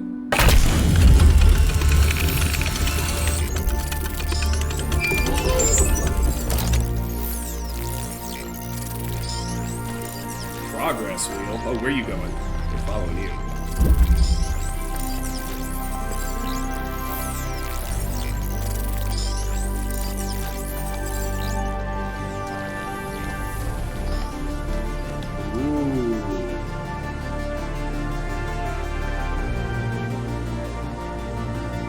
Whoa, wait, what? Okay, it's telling me to solve puzzle number 2. And then we can go solve 3 and 4. And they took out the sigil locks. Thank Christ. Oh my god, those were so awful. Just a few super easy ones in the tutorial as like a nostalgia nod, and then we're done with that garbage. Thank goodness. Alright. Solve puzzles. Reconnection.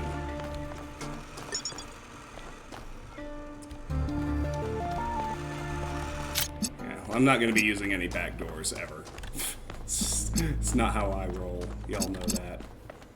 Okay, so we go. I have blue and red and green all accessible.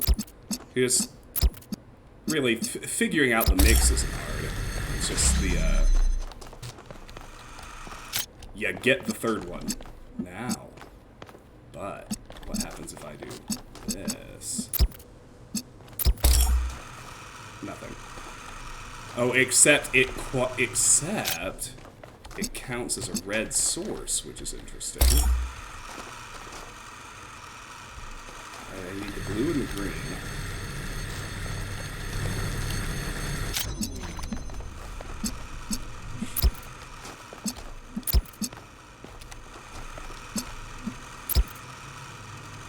Alright, there's gonna be some way to connect these. There has to be.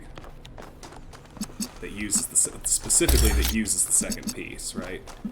So what I need to do is I need to make this. I need to make one blue, which I can. What 2 can I still reach? That's my first question. If I even can reach 2 and still target this one.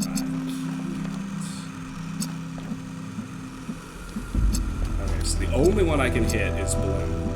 So I need to make a green over here. Use that green along with the blue to make red. There we go.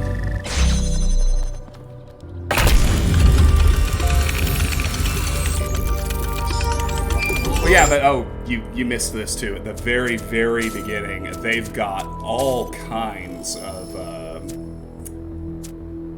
colorblind correction options for people, since a lot of the colors are apparently very color sensitive.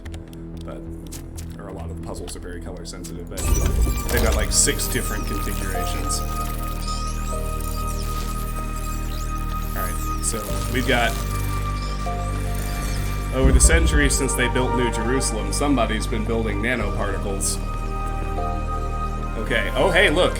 We're at E1. And open this gate. Look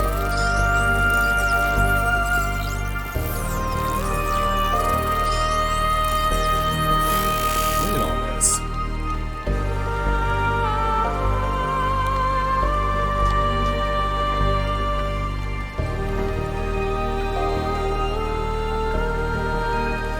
There's even a big tower in the middle of it all.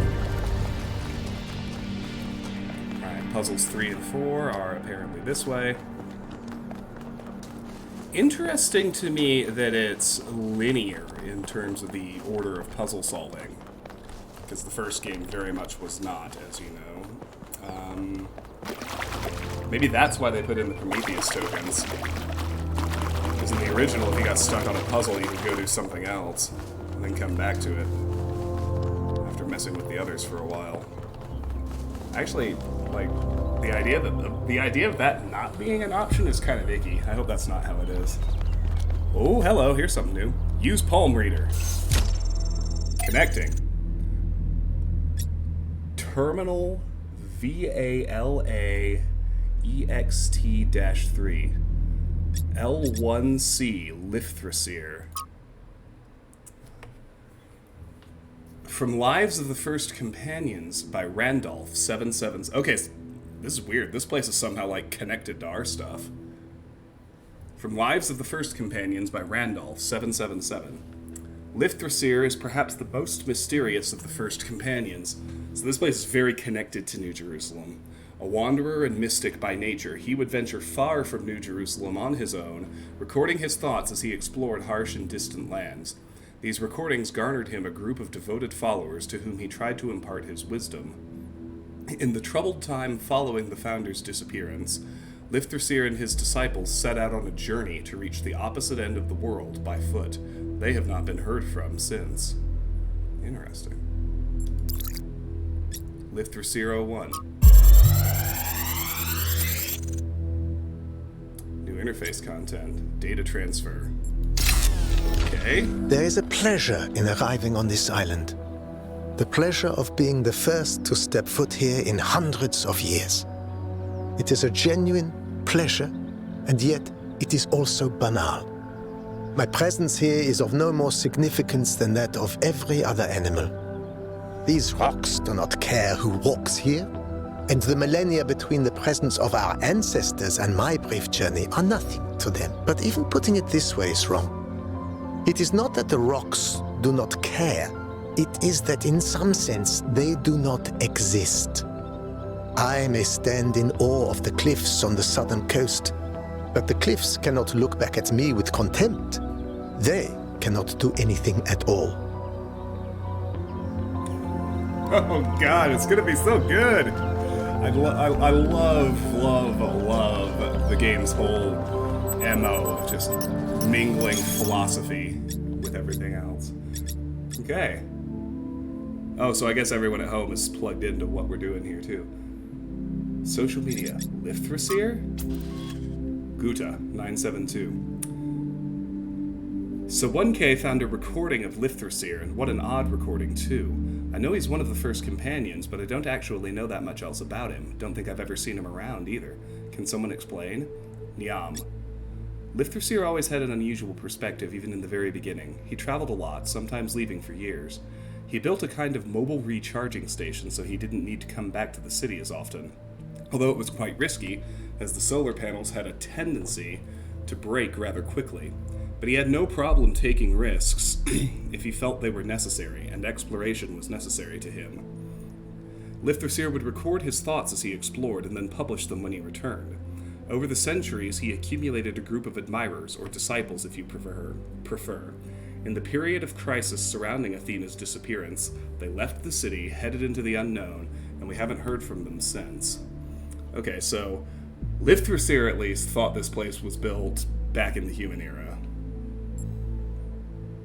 Is the recording I found one of those he published back in the day?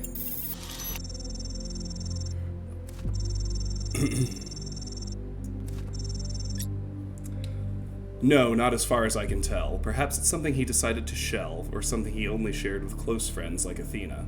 Thank you, that was informative. Research. Ah, Lithrasir speaks about arriving on the island. There is a pleasure in arriving on this island. Oh. The pleasure of being the first to step foot here in hundreds of years. Twice. It is a genuine pleasure, and yet it is also banal. My presence here is of no more significance than that of every other animal. These rocks do not care who walks here, and the millennia between the presence of our ancestors and my brief journey are nothing to them. But even putting it this way is wrong. It is not that the rocks do not care, it is that in some sense they do not exist. I may stand in awe of the cliffs on the southern coast, but the cliffs cannot look back at me with contempt. They cannot do anything at all. I mean, it looks like a weird sort of abandoned city. I mean, there's all these passages and gardens and roads, and you know, the sign is telling me where to go, but there's so much else out here. There's got to be stuff to find, right? There's got to be.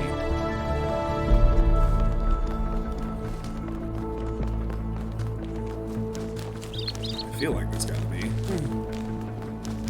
They can't. I mean, they're gonna have to put in a wall somewhere, because they can't just have Elohim tell me I've wandered too far out of the simulation bounds this time.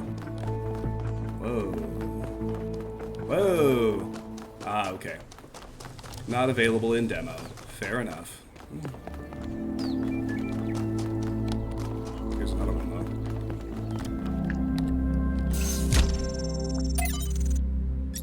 Trevor. Oh, shoot, we get to learn about the original humans, too. The life of Trevor. Trevor Percival Donovan, known to his friends simply as Trev, never as Percy, was part of the Extended Lifespan project that formed the backbone of the simulation and the archive. He helped put together the hardware that made all of us possible. Like Alexandra Drennan, he left behind a series of messages to the future. But unlike Alexandra Drennan or Arkady Chernyshevsky, he was forgotten. Not one building or street in New Jerusalem is named after him. I dug up his files from the archive, and I've been thinking about them a lot.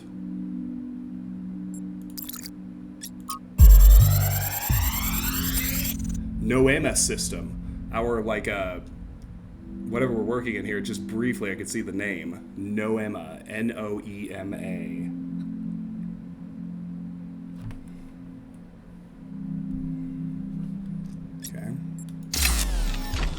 So I heard that Alexandra is recording these time capsules for you out there, I guess? Robot people of the future, hi. And I thought to myself, surely they'll want to hear more than the wisdom and insight of a brilliant scientist like Alexandra Drennan. Surely they also want to know what I was thinking, a dumbass hardware engineer from Staten Island. Tell us about your insights, Trevor. Why did you spend your last months on Earth helping a crazy old Russian guy build the world's biggest backup drive? Well, let me tell you my story. When I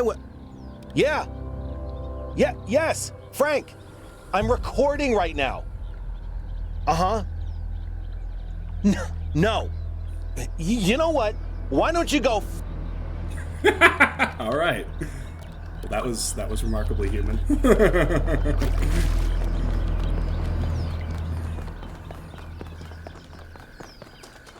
Okay, so, like, this is like the everything hub.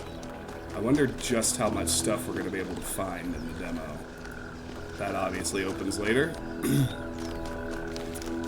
Everything here, like, I don't know how well you guys remember the first game, but in the documents there was all that stuff from that fictional sci-fi book about Athena Reborn, where Athena was wandering around and had all the figures from Greek mythology that they were like machines and had that sci-fi bend to it. And apparently we know that our protagonist in the first game took all that very seriously because the oh snap. Inspect remains.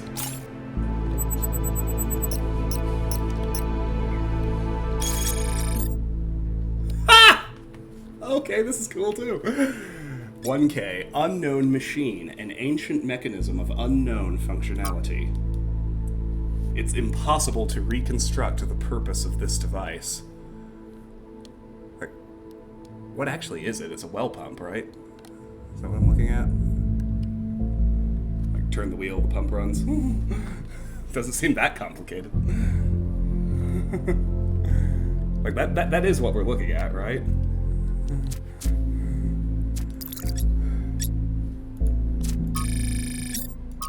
Trevor introduces himself. So I heard that Alexandra is recording these time capsules for... Okay, so we can find old out there, human artifacts, too. Robot people of the future. Hi. And I thought to myself, surely they'll want to hear more than the wisdom and insight of a brilliant scientist like Alexandra Drennan. Surely they also want to know what I was thinking, a dumbass hardware engineer from Staten Island. Tell us about your insights, Trevor. Why did you spend your last months on Earth helping a crazy old Russian guy build the world's biggest backup drive? Well, let me tell you my story. When I went... Yes, what the heck is this? Frank, anyway, I'm all the recording iconography right now. on this island is like a visual rendering of everything that Paul was talking about. You know like what? The brass doors, Why don't you go... the golden owls and everything, so... I'm interested to see how that plays into whatever story is about to be told here as well. Alright, there's puzzle 6, not available in demo. Fine. Good lord, there's so much. How much of the island can I get to? Puzzle 7, not available in demo. Okay, I think I see the big actual wall coming up. Yeah, there it is. Let's take a look at it, though.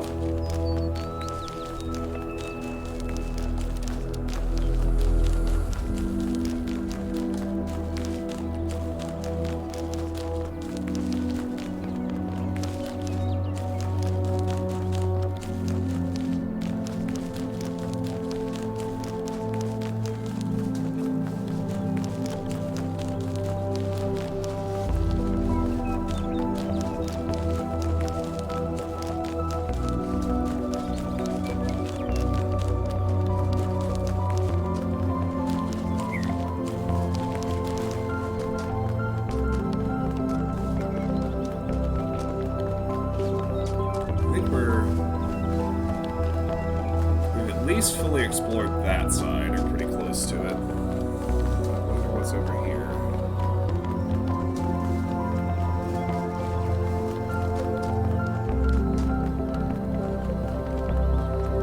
So I'm not supposed to go swimming.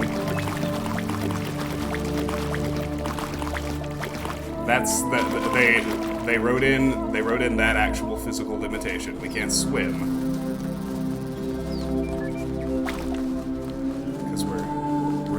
Insulation material, but there's something shiny back here, isn't there? What do you suppose that is?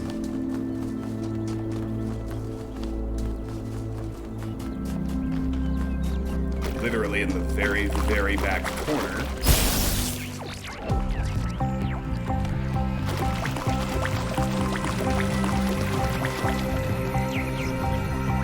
This sounds like an Easter egg.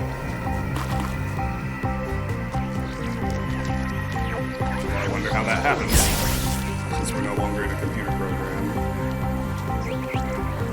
Go, bucko.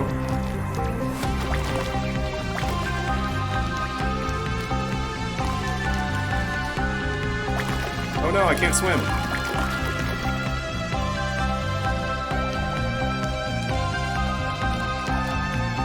Quick, follow it.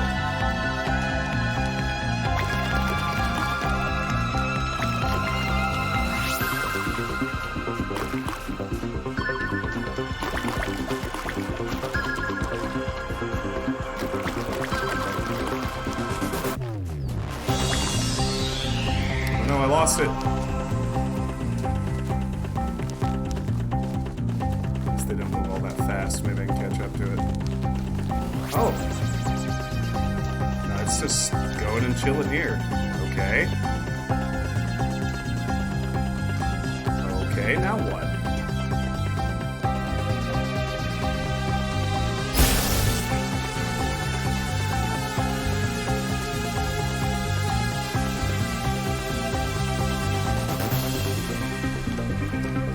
Me on some kind of merry adventure.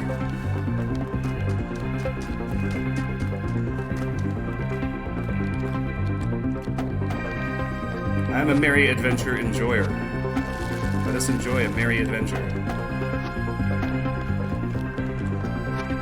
Oh no.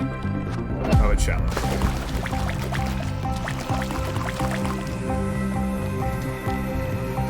It's also shallow.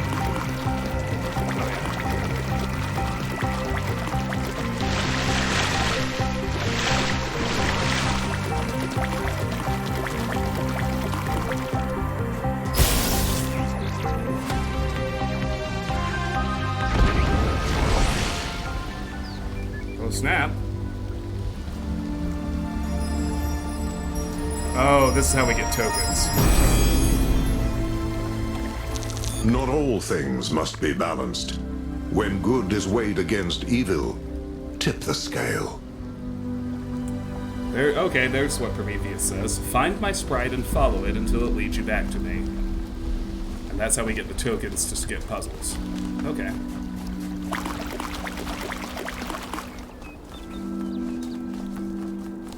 It also looks like the puzzles might not be as rigidly linear as I was worried about, which is good.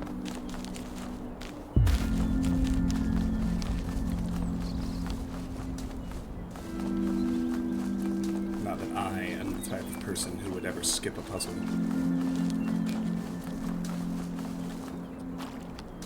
Even when the, oh, hello. It's a tricycle!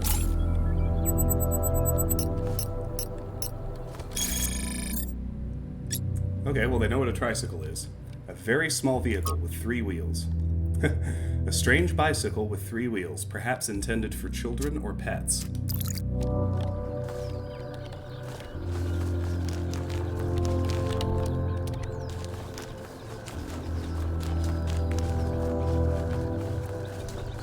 Alright, where's that sound?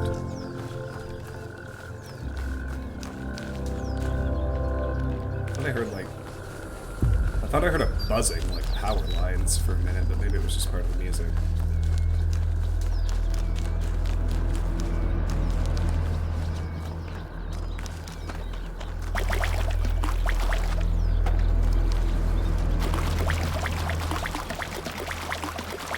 Check here. Not that I really think there's going to be anything else, but if there's ever a game where it's worth looking,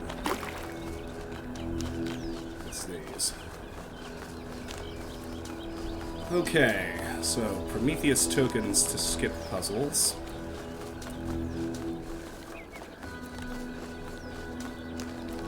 I guess they would have avoided making any features of our location too recognizable. Like a mountain everyone would recognize or something like that.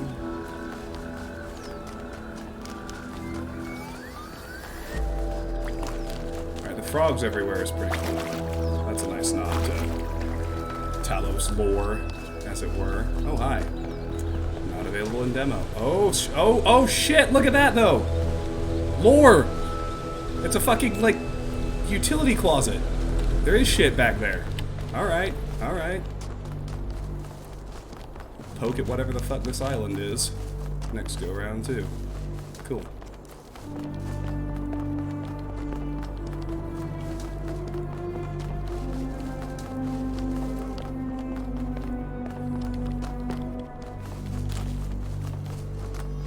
What have we here?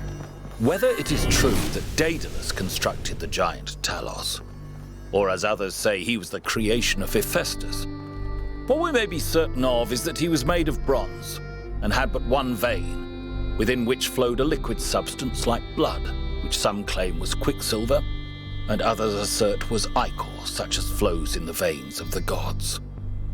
The loss of that liquid caused him to die, as a man dies when he loses his blood. Straton of Stagira is the fictional philosopher who created the Talos principle in the first place. Way back in ancient Greece. There's absolutely zero chance anyone has any idea what his voice actually sounded like, so where this recording came from is going to be a very interesting question for the game's story to answer. May we not then say that Talos, though created as a machine or a toy, had all the essential properties of a man? He moved of his own volition, he spoke and could be spoken to, had wishes and desires. Indeed, in the tale of the Argonauts, that was the cause of his downfall. If then a machine may have all the properties of a man, and act as a man while driven only by the ingenious plan of its construction and the interaction of its materials according to the principles of nature, then does it not follow that man may also be seen as a machine? This contradicts all the schools of metaphysics. Yet even the most faithful philosopher cannot live without his blood.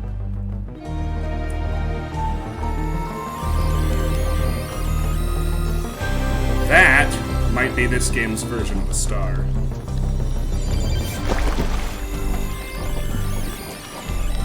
Clearly there's going to be some way to hop the wall from inside this puzzle and get that thing, or to bring a box out here and hop up to it. Right, like that's got to be this game's version of a star. What else could it be? Let's keep looking around for now. I saw another palm reader off this direction too.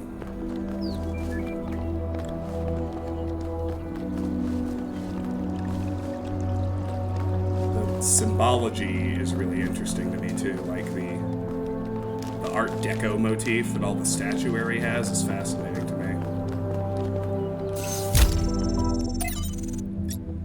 me. Terminal. Founding 1. Hypatia's Journal number 1. From Hypatia's Journals, Volume 1, The Founding of New Jerusalem. Day 1. We finally set out from the dam today. The site that Athena and Cornelius picked for the city isn't far, but the vegetation makes the going difficult. We found the secondary supply site easily enough thanks to Alexandra Drennan's instructions, but while I still have to compile a detailed inventory, it seems that many of the more complex materials are in bad shape. They must have expected the simulation to fulfill its purpose a lot sooner. But then they probably expected all 12 of us to be there from day 1, not just Athena. Tonight we have to use the 2 recharging pods that we brought from the... Okay, yeah, they have to recharge. That explains sleep mode. Tonight we have to use the 2 recharging pods that we brought from the dam in 4-hour shifts, which is just as well. There's no telling what sort of critters are hiding in the undergrowth, and most of them will have to learn that our kind isn't edible. Baby steps. From the introduction to Are We There Yet?, Where We Came From, Where We're Going, and Why You'll Need Snacks by Valerie Contera Romero. Sometimes people point at the last few hundred or thousand years of human history and say, look at how ugly it all is. Look at what a mess we've made. Maybe modernity was a bad idea. Maybe we should stick to living like cavemen. And I get it, it is ugly and messy. But the mistake is thinking that where we are right now is the end point, that this is the adulthood of the human species. I mean, try to apply what you know about human development to human history. Think about babies. Babies are ugly. Admit it. We all know it. They look like tiny old people covered in mucus. They have soft heads, and they grow into children, tiny sociopaths with underdeveloped brains. And then they become teenagers, pimply, self-righteous lunatics driven by hormones. And then, slowly, if you're lucky, they gradually become adults. The development of the human individual is always ugly and messy, but that's the point. It's development towards something. The same applies to humanity as a whole. On a geological scale, we've barely just come into existence. We've gotten through the baby phase, just about survived our childhood, but we're barely teenagers. Stopping here would be disastrous, and a betrayal of everything that we could still become. We may feel the weight of history on our shoulders, but this is just the prologue. To put it in pop culture terms, we haven't even made it out of the tutorial yet. Just because it's all pimples and hormones and frustration right now doesn't mean it's never going to change. I wonder if this is a real author. I'm going to look it up, because I love everything this document just said. Looks like she is not a real author. This is something they wrote for the game. Still, I like it a lot. That was really good. She spitting all kinds of things I agree with there. Dead City. The Dead City. From Considerations of Beginnings and Endings by Elwyn, 258.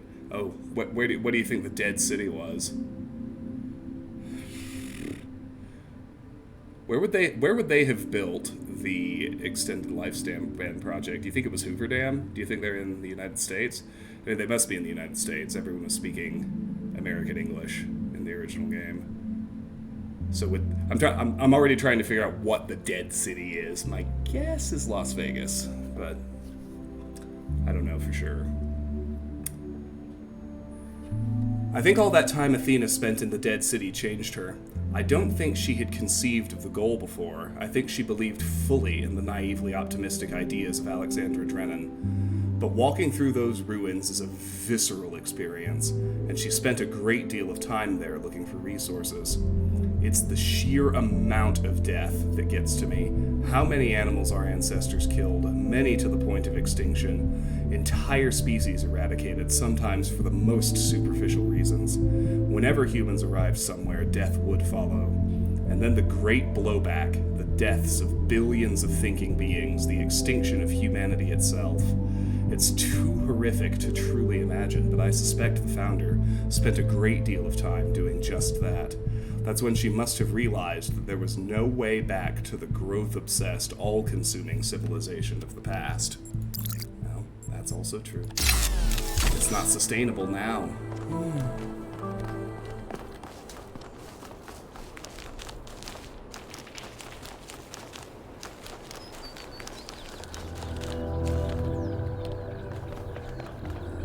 This one I did run through, right? Yeah, this one I derailed off to the left to explore over there. Okay, yeah, good. Almost explored, except for those 2 other actual puzzles. I'm just fascinated by what else we might find. I mean, she's not wrong. I'm glad someone fucking said it. Let's be honest, babies are ugly. They do look like tiny old people covered in mucus.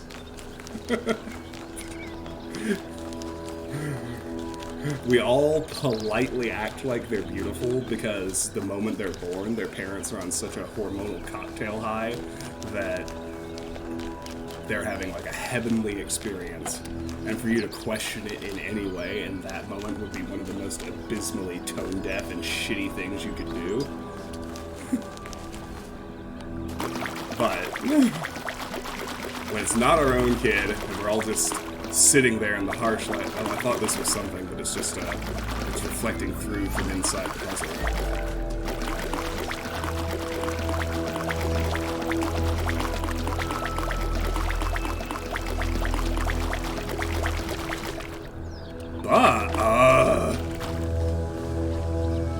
That's a goddamn puzzle, but it's not like an official puzzle. The fuck is that? Not available.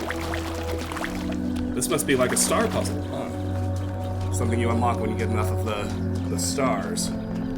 I'm already dead certain that orange stuff I saw is this game's version of the star, so... Alright, I think we're done exploring. Let's go solve puzzle number 3. And see if we can find our way out to grab whatever that is.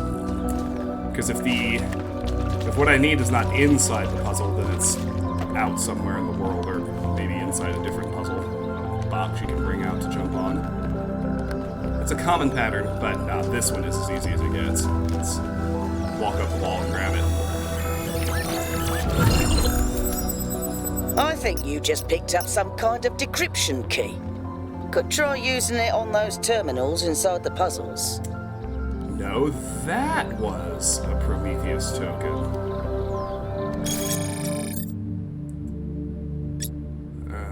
Byron, Prometheus Spark. Prometheus seems to want to help us succeed one way or another. The mythological Prometheus was a trickster, and it seems his holographic equivalent has similar tendencies. These sparks seem designed to allow us to skip puzzles, a function which appears to run counter to whatever intent there is behind this place. Still, the terminals for using them are right there in the puzzles, so Prometheus must have some legitimate authority in all this. Sparks can be recovered by properly solving the puzzles. That is also very interesting. Stratton defines the Talos principle. Whether it is true that Daedalus constructed the giant Talos, or as others say, he was the creation of Hephaestus. So what was what that we may other be certain one, of is that he was made of bronze and had but one vein, within which flowed a liquid substance like blood, which some claim was quicksilver, and others assert was ichor, such as flows in the veins of the gods. Yeah, I did. The loss of that liquid caused him to die. Okay. As a man dies when he loses his blood. May we not then say that Talos, though created as a machine or a toy, had all the essential properties of a man? He moved of his own volition. He spoke and could be spoken to, had wishes and desires. Well, indeed, in the tale of the Argonauts, that was the cause of his downfall. Run back to the entrance so we can... If then a machine may have all the properties of a man, and act as a man while driven only by the ingenious plan of its construction and the interaction of its materials according to the principles of nature, then does it not follow that man may also be seen as a machine? This contradicts all the schools of metaphysics. Yet even the most faithful philosopher cannot live without his blood. Right, this one's called castling.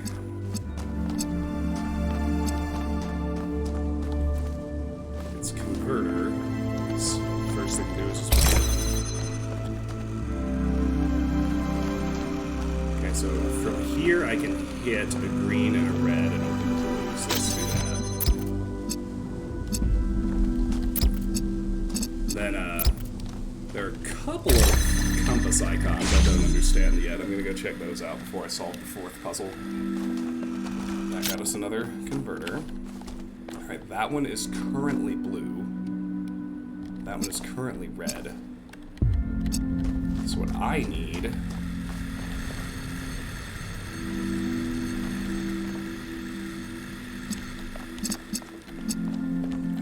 is a blue and a green.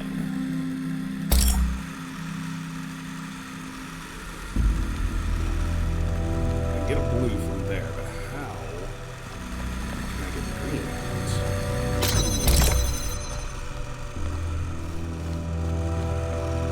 Like this. This needs to be the new one, right? So I'm gonna do it like this.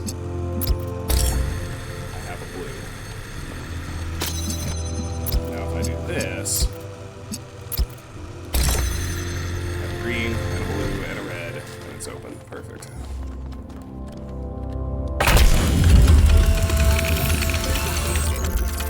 And yeah, I see the two different icons at the top left. The one we just got is the flame. That's the one that lets us skip puzzles.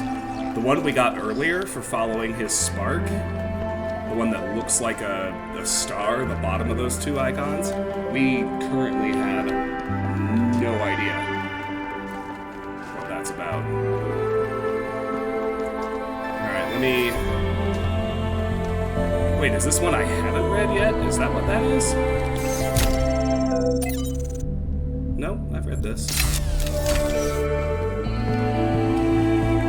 about that?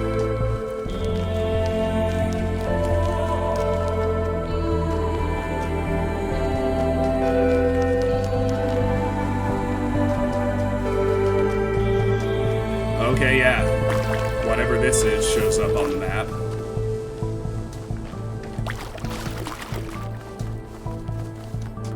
What is that?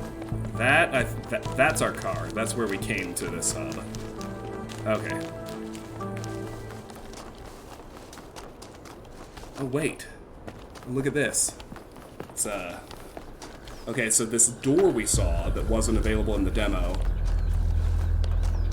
But... I think I'm right about where this is. I need to be up. Maybe. I think I'm right about where this is. Is it the thing I said looked like a janitor's closet? And the icon is like lab equipment? Let me decipher that right quick. This is a really meaty demo. They don't make them like this anymore. I'm very pleased. Okay, I guess it wasn't up a level. But yeah, right here. Not available in demo. But it's like a...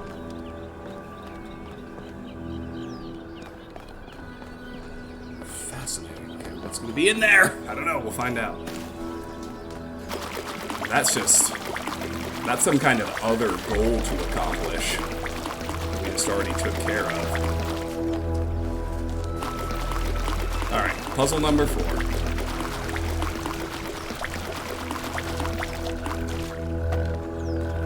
thought this was actual stairs. Oh, where'd you run up them?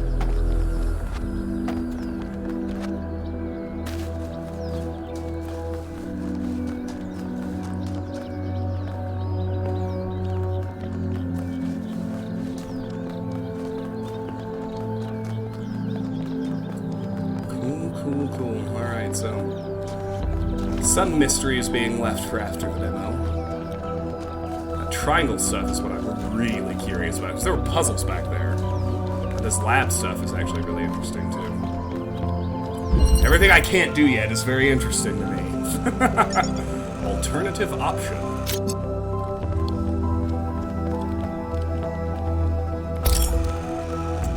Oh, this is... Okay, so this is cool. So when I elevate it, presumably I'll be able to make it change color. Right? No. There won't be a change, it's just red and blue bit. Oh, hold on. No, that is not how this is going to work. This is more interesting than I thought. Because I can't connect through whatever this stuff is. Turn on the fan, what happens? box floats, but that doesn't help me. I need to float. Right? Yep. I do this. Got it. Oh. Alternative option. It means a fucking alternative fire. That is hilarious. Because alt fire keeps your connections.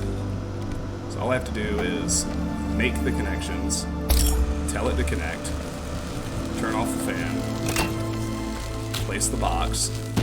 Now if I pick it up with the right mouse, see, it keeps the connections. So then I can put it back down, the connections stay. They're gonna actually use keeping the connections.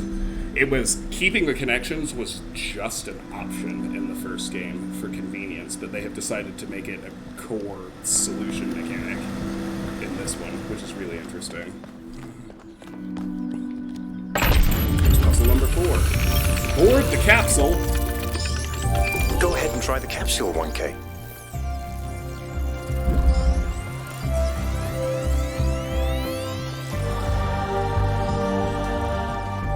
I'm connecting the transport system to our interface. Hold on. Transport system? Oh, okay. Okay, so it is going to be more open-ended. Northeast, southwest, so E1. We're in the east part of the island in the first hub. Oh, we're going to get to go somewhere else and solve even more? It's still not over? Amazing. Okay, cool. Grasslands Ring, East 1. An artificial ring-like structure on the wide lowlands east of our base camp. Yeah. Oh, good, and it tells you, just like the original, main puzzles, lost puzzles, gold puzzles, lost labs, and stars. Alright, so... Southern Coast, South 1. The heavily eroded cliffs of the southern coast are surrounded by azure waters and dominated by a particularly unusual tower.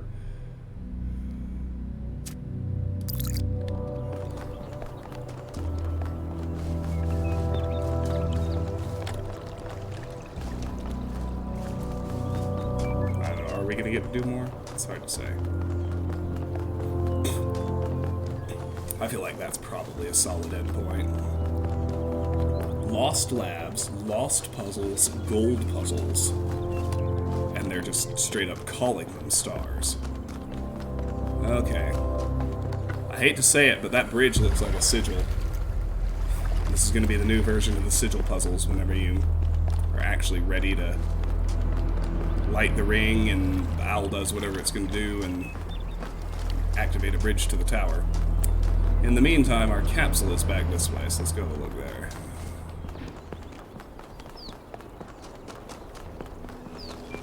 Because board the capsule is our actual objective. I don't want to shortcut it through the interface. A question on the compass? Where? Ah, so there is. That appeared after we solved puzzle number 4. I just want to point that out, because that was not there when I was doing my final exploration inventory before solving the final puzzle. Where did it go? Alright, so it's got to be past the puzzle.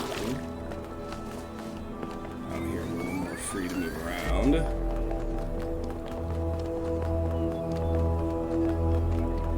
Oh yeah, but look, here, it's... the other lost puzzle is going to be over here.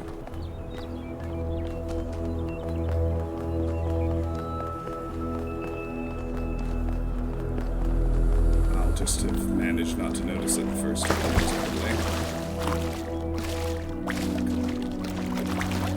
Get up out of there. There you go. Well, let's go for the question mark first. Oh shit! The fuck is this? OMG! It's the second...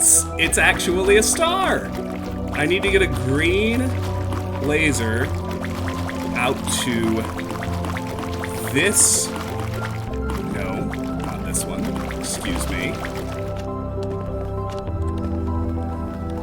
Alright, well, it's nice of them not to make you hunt down where the star is. I never really liked that aspect of it.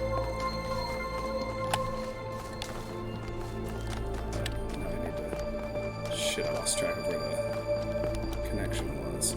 There it is. Just give you a really hard puzzle to solve, which is great. Okay. I need to get green to that. Where do you reckon the best place to do it is? I mean, it's got to be puzzle 3, right? The one with the high wall. Or maybe puzzle 4 with the fan. I don't know, it's hard to say. But we're gonna find it.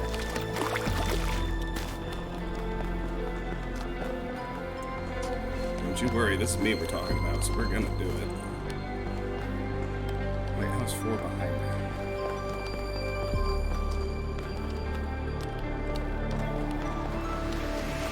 Where did I wander to? I got all turned around somehow, and now I've forgotten where the hell I am.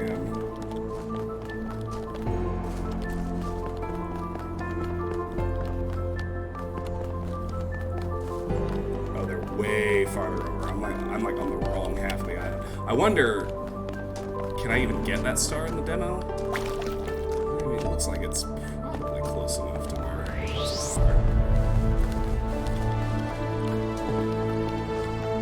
guess we'll find out.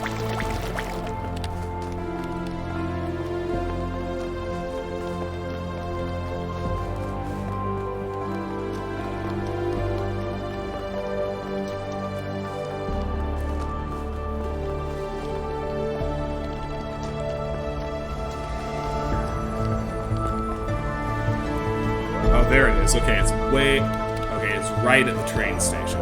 That is helpful knowledge for me. Finally figured out what building that was.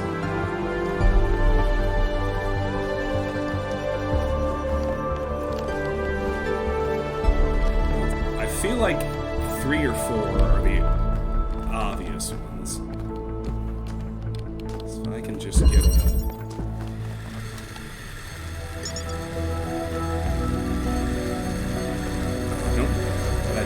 I don't think I can do.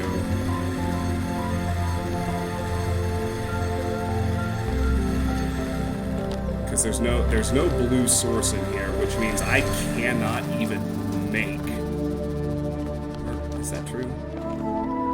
No, because I can make a green out of blue and red.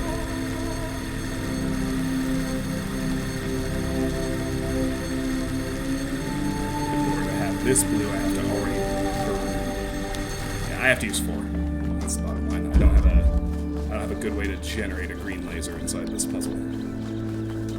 Oh yeah, look, no, it's got line of sight already. I just need to connect it outside the gate and relaunch one more time. Perfect. I wonder what the stars do in this game. We'll find out, won't we? Turn it off. Pick it up and keep the connections. I just need to find my line of sight to that other one. Skadoosh.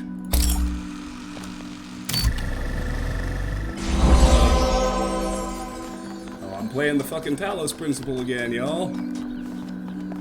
I just actually solved the star. It was a pretty easy one. But I'm stoked on it, I'll tell you that. I want to run over there. I want to see what my freshly connected laser has accomplished.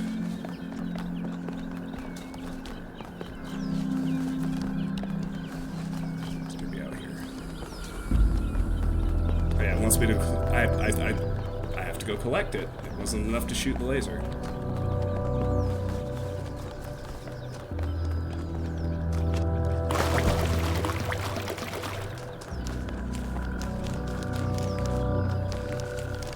See what that other lost lab or lost puzzle is too.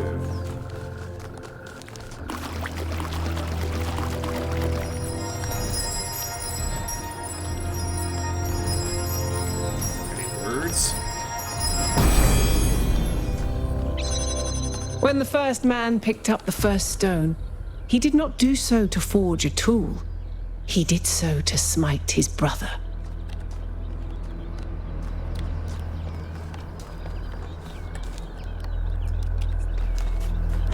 so I know we heard Prometheus yell at Pandora that she would not chain him again. Apparently she did, and she's also an actual character. And there's some kind of interplay between the two of them as we collect stars, which is particularly interesting to me. Did I come up here? No, I did not.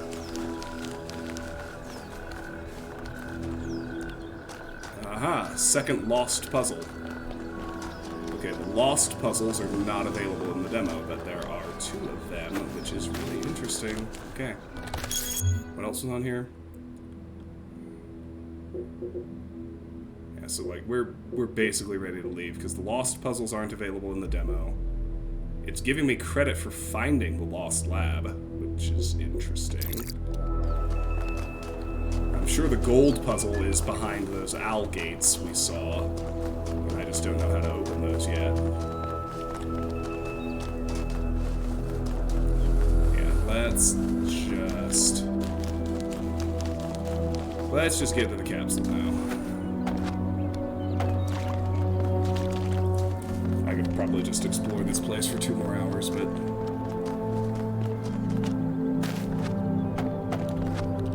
I did still want to play some Dark Souls tonight, too. I think we're just...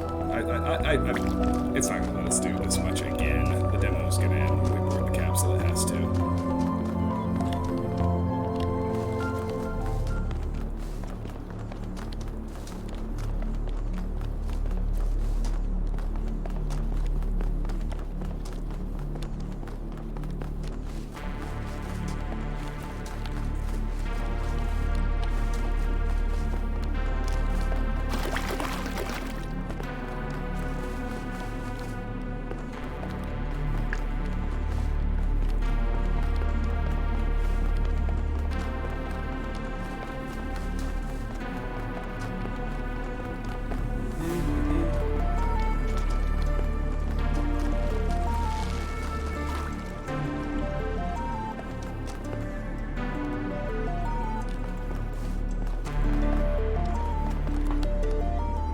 Capsule.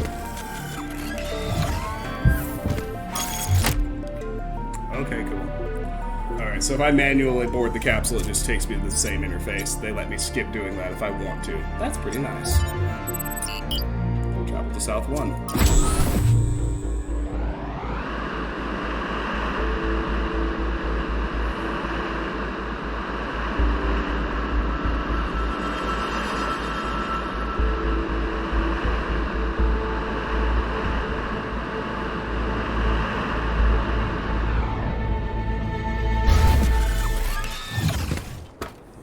Big. Oh snap! I do get to solve 4 more puzzles! Alright! Well, Dark Souls might be cancelled, but that's okay. Depends if there's as much to explore here as there was in the first place. I'm sure there is. Wow. Wow. Okay. Go that way. Fine. Jeez. Look at that.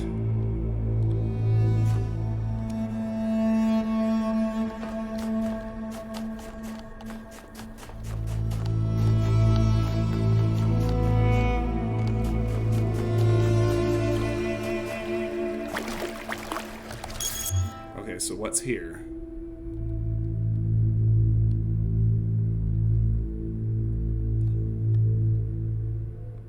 Two stars, 4 puzzles, lost lab.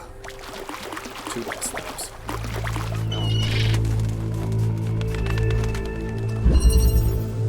I actually like that I have a checklist. Phase entry. What the fuck? Teleport! Oh shit! Take teleporter. Teleport yourself to the teleporter's position. What do you think, guys? Should we launch the teleporter over the fence? I might not be able to. Oh, I'll show you what I can do.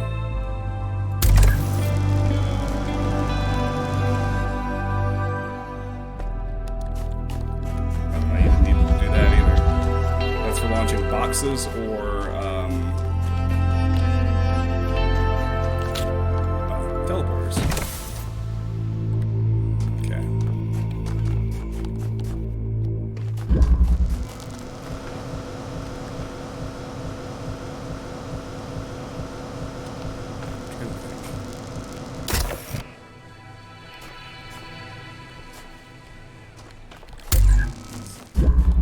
I don't have a way.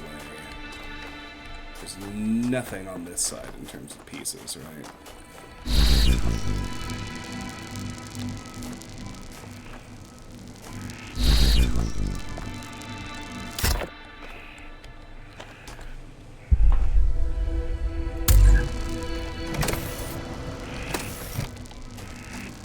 I feel like there ought to be a box out here, because that's how I launch stuff. I didn't think I could carry it.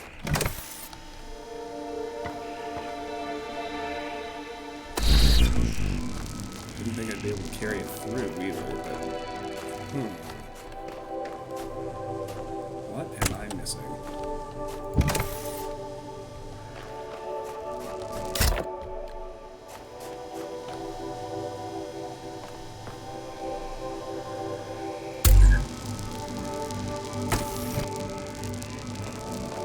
That, the fan was on.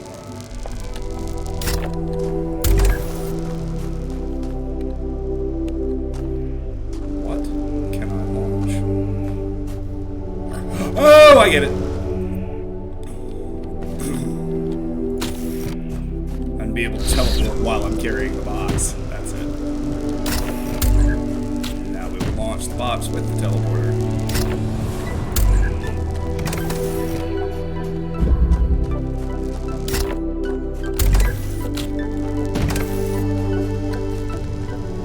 Oh, shit, I need the fan too.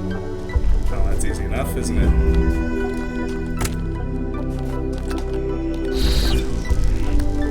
Man, they're gonna be able to do some bonkersly complex puzzles with some of this stuff.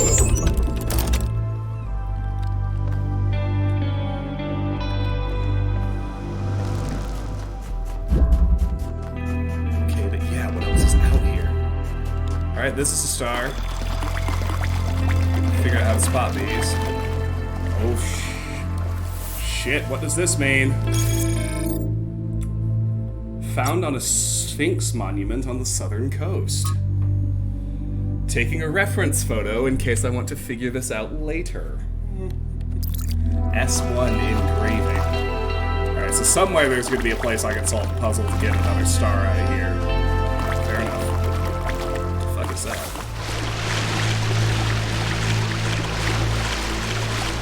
There's something over here. Is it just a bad texture under? Ooh, don't swim.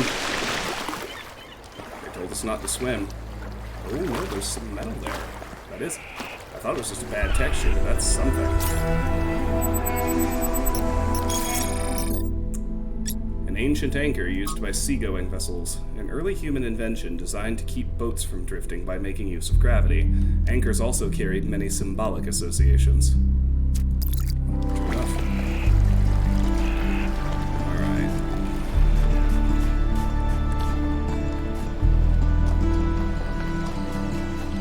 Yeah, they do not want to let you bring the teleporter out of the puzzle. Hence the extra purple gate.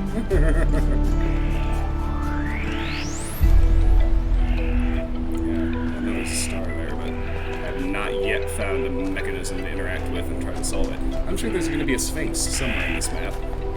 We got to play a whole second map, Karis. I expected the demo to end when we climbed in the train car, but no, it brought us here. The Escape, this one's called. I guess it is good that they let us play with some new tools too. There's a teleporter over there. Interesting. I cannot teleport through blue gates. That is interesting. Necessary to know. Alright, so we got...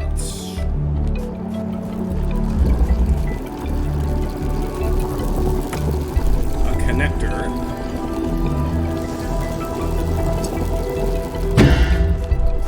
Oh, shit. temple gate there. I was like, what the hell is that red source? I see it now.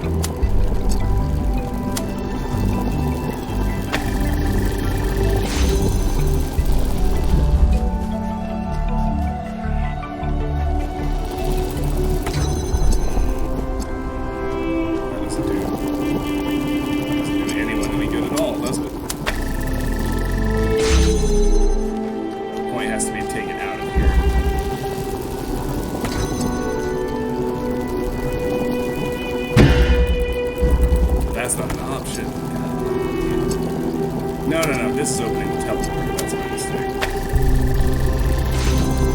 Where is it? No, it didn't open the teleporter. Oh, I know what it did. I know. Driller.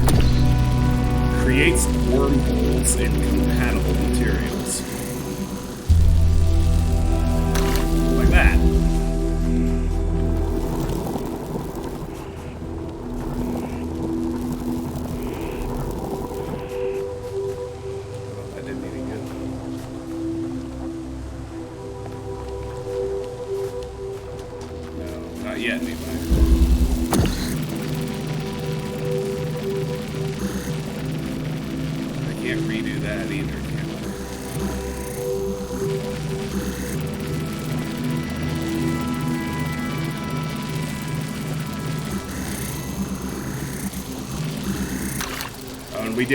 There's got to be a way to take the driller out of the puzzle too, because we saw some of that orange metal outside. I noticed it already.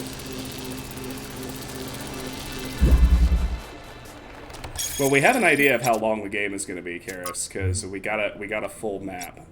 So, looks like each of these hub worlds has 8 main puzzles plus some side content.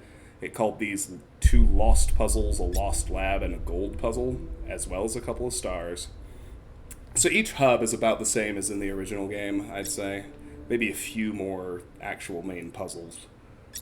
But there are also fewer, no, significantly more. Because, like, the original game, each world arranged between 3 and 5 puzzles. And there was, this one, I mean, our sample size is 2, but it's 8. So, on average, twice as big. But the original game had, not counting the Star Worlds, 21 hubs, and it looks like this one has 12. So, it's probably about the same, based on looking at the maps, but I guess we'll see. I'm not using a Prometheus token, fuck that. Okay, let's look at this a little more. Because I need to drill here.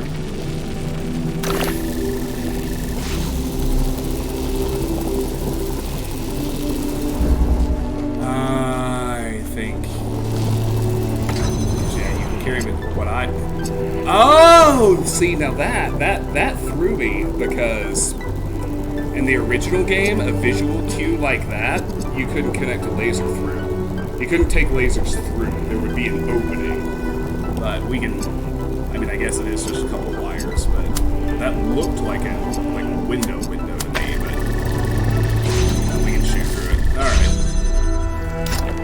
Yeah, we're about to be done now. This cake. Once we have the teleporter, I'm quite sure it's as simple as. Well, no, there's a blue laser there. No, there's a blue source right there. So we'll figure that out too. So I need the teleporter to get myself through once the gate's open.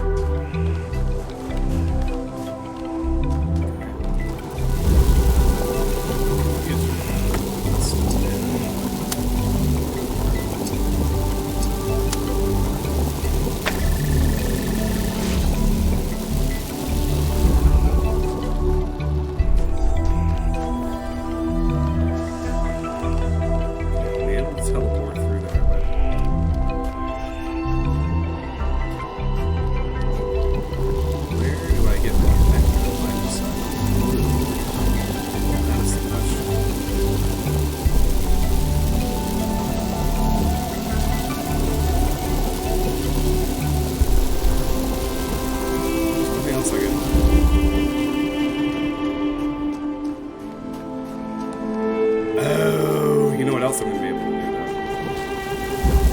As long as I can see it.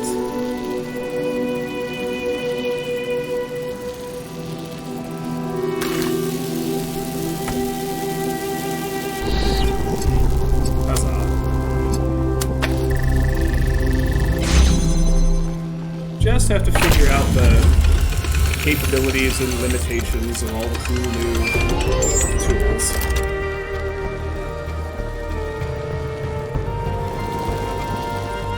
I'm also very curious because, yeah, we gotta get a driller out here, boys. Look at that.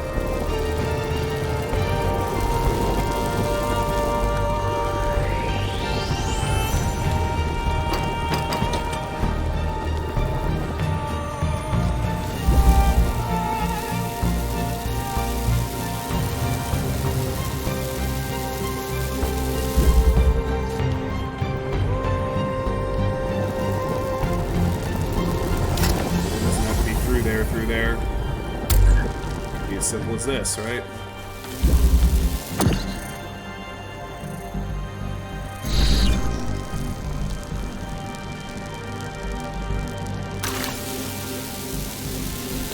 Oh, you bet your ass. Alright, well, I'm certain we just did part of a star. Let me look around a little bit, but... So what's in there is a green source.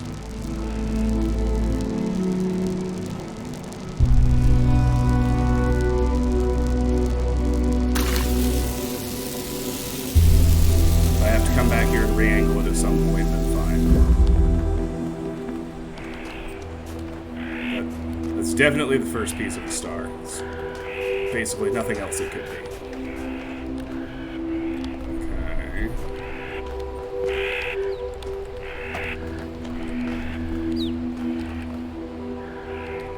To actually have wildlife in this game.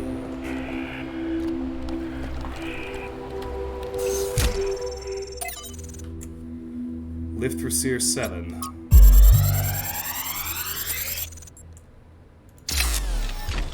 One day, undoubtedly, an expedition will pass by this island.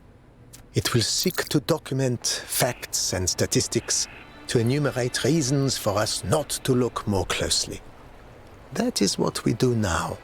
We seek facts rather than truth.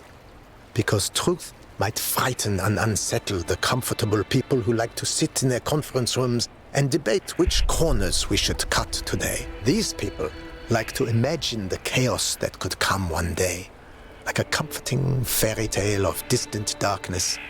But they do not see the chaos that is at our walls right now. The chaos that also lives within us. A force that is both necessary and appalling.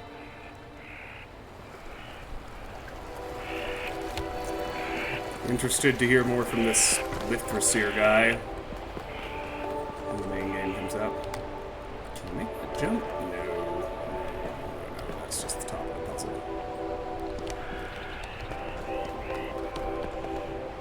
That is something, however.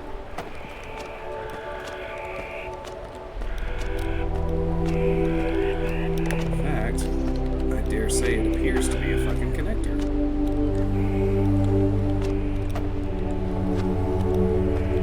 Alright, so some of these extras are going to be mean. I mean, that's not surprising, but they will just put tools out in the world.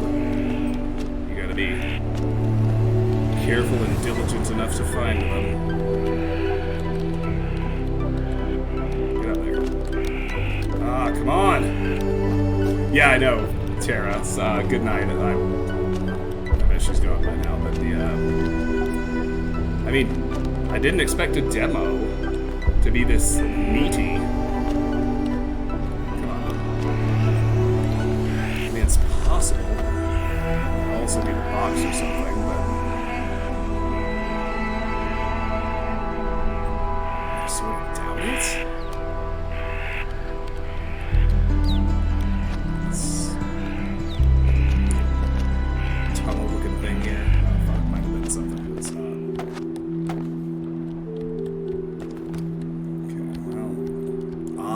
obviously there's a way up there, because that's not a static target. That is a connector you can pick up and carry somewhere. So it's not just... It's not like the one in the first map where we just, you know, connect to it and everything will be fine.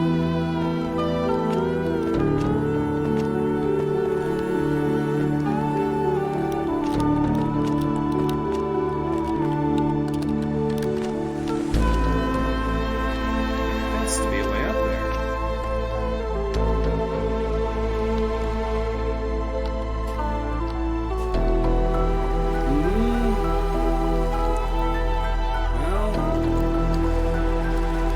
It's not as simple as I'm thinking. There's a puzzle over there that definitely has line of sight to whatever this is. Let's go check out that puzzle and then kind of head bash this some more if that fails to make an answer clear.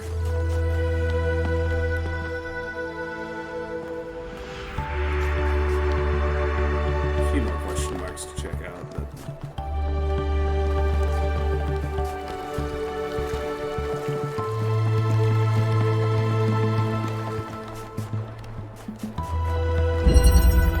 Through the wall. Yeah, there's a connector up there, but...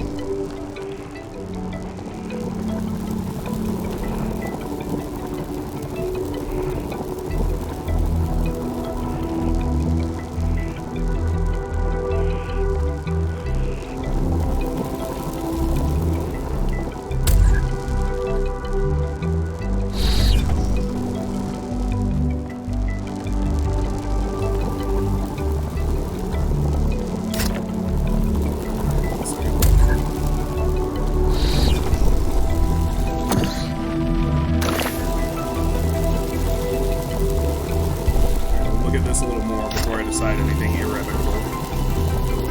Specifically, I don't know if I can teleport through fences or not. I can. Okay.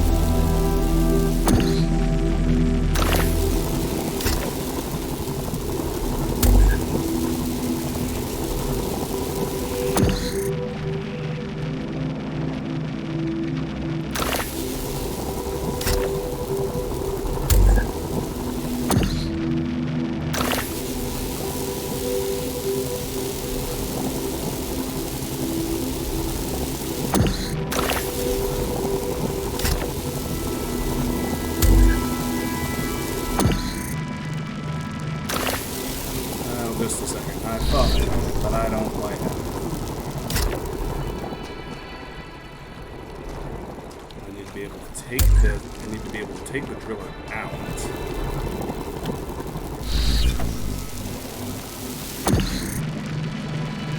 I got it.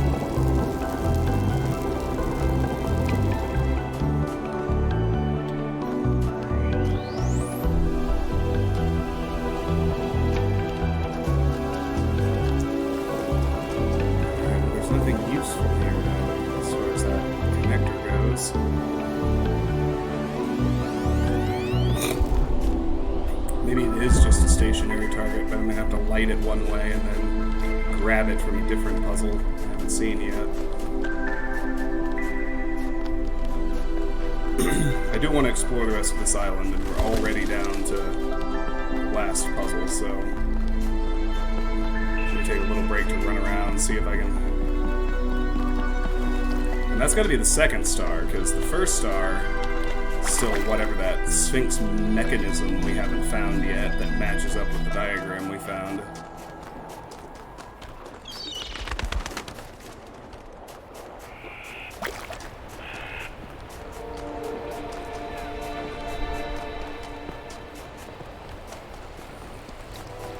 No puzzle 5 in the demo, that's okay.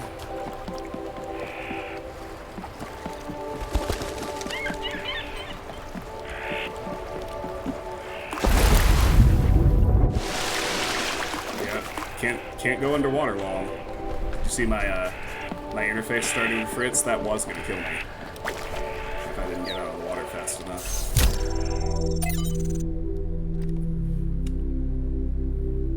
Hi Gray, I'm having a great time. How are you? This demo to one of my very favorite games that's getting its sequel very soon has me very happy. The New Theology 1. From The New Theology by George Bernard Shaw. Okay, this is real, they didn't write this. The object of the whole evolutionary process is to realize God.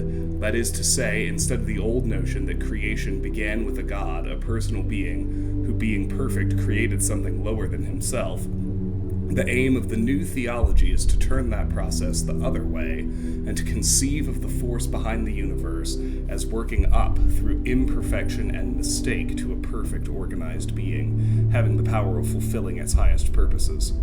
In a sense, there is no God as yet achieved, but there is that force at work making God, struggling through us to become an actual organized existence, enjoying what to many of us is the greatest conceivable ecstasy, the ecstasy of a brain and intelligence actually conscious of the whole, and with executive force capable of guiding it to a perfectly benevolent and harmonious end. That is what we are working to. L1C Niam. From Lives of the First Companions by Randolph. Oh, gonna have to let somebody get out the old hex translator when it's actually main game time. After these events, Niam decided to consult the writings of the ancients. But while philosophy and religion interested her, it was art in all its forms that came as a revelation. To her delight, she discovered that meaning was not something constructed purely out of logic or will, but that it could also be found in stories, that even when the characters and events of a story were not factual, they had a validity and weight as if they somehow were real after all. She was astonished that such a profound experience was freely available to all humans, but concerned that too few took advantage of it. So she set out to enrich the inner lives of her fellow citizens by promoting the arts, starting with the legacy of Gehenna. Failed to load profile. Niam sounds nice. I would love to meet her one day. She must know more about New Jerusalem art history than anyone. Failed to load profile. When we do, remind me to explain how to pronounce her name. The default settings in the language libraries are wrong.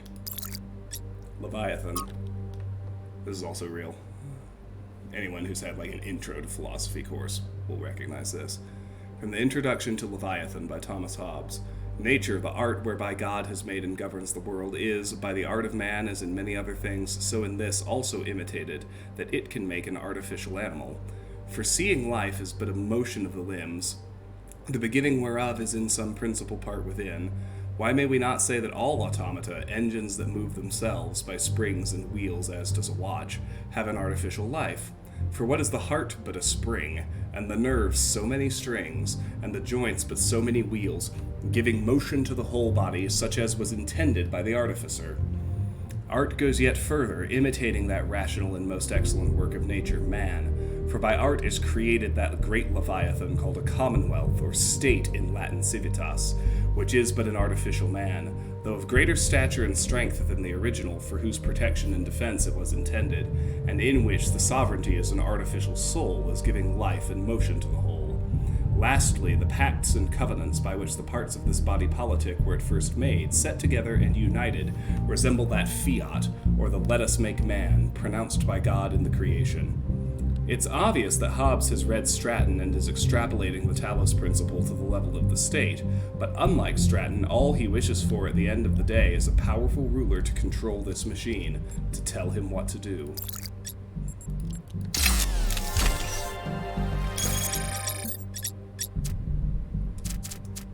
Good so far. Weirdly though, in this one I have not found either of the lost puzzles, or the Golden Gate, or the Lost Lab yet. I also haven't solved either star. Okay, there's the other star. That's the one I need to connect to. Bearing in mind that water will kill me if I get too close to it, or if I'm in it too long. I also know that 7 isn't available. I just want to get over there. Oh, enough fall damage will also kill me. Just discovered that. That's good to know. Alright, here's the first lost puzzle.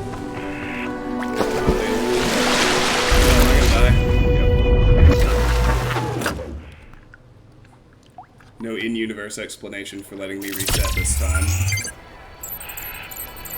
That's okay. Just accidentally walked off the dock and there was no way back on.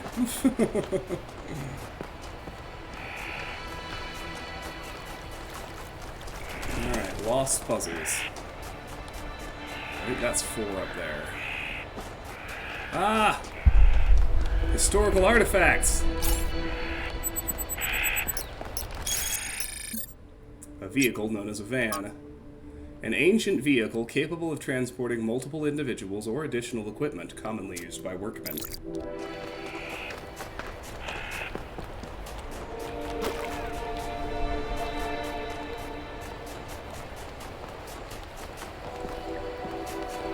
What's up here?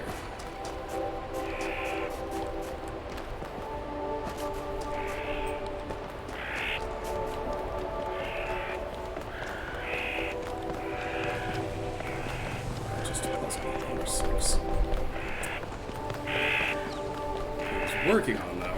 I still have not seen anything that remotely matches up with that diagram on the Sphinx statue. But I did see a receptor for the other star right over here. So I need to get a green laser to that. So what I do need to get to that connector I saw. So I'm going to need to go reopen the hole I drilled after that first puzzle to get the green source out. And then I'm going to need to haul ass up to that connector, use it to spot this, and connect the source to the laser. Let's go start working on that. The only piece I'm missing at this point is how to get up to the connector. That rock formation really looks like you should be able to just jump up it. Which is also admittedly part of what has me confused. I also don't want to skip any other question marks on the compass. There are at least 2 others. Maybe even 3. Alright, there's the other lost puzzle.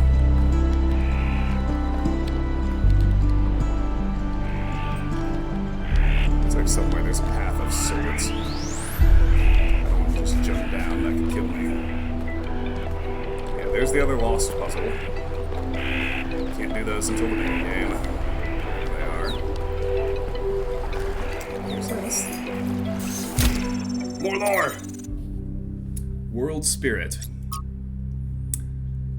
What is it that drives historical processes? It's easy to dismiss the idea of the great man, or the great woman for that matter, when clearly so much is determined by resource distribution, pre-existing political structures, and the randomness of the universe itself. But is there no space at all for the individual in all this? Are there not moments when, in Hegelian fashion, an individual may represent the world spirit itself? Was Napoleon history on horseback or not? Or is that itself another form of determinism? 5358. That shows up twice. Let's remember that number. From Augustus to Napoleon, from Lincoln to Lenin, there are individuals whose actions seem to drive rather than merely be driven by history.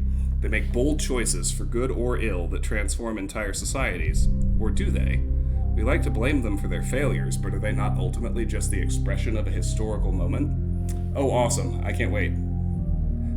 But if they are, where is the space for human agency? It sometimes seems to me that all of human history has been that one struggle to carve out a space for free choice against the tides of history, and heroes and tyrants, pick and choose examples as you will, are both equally a reflection of that.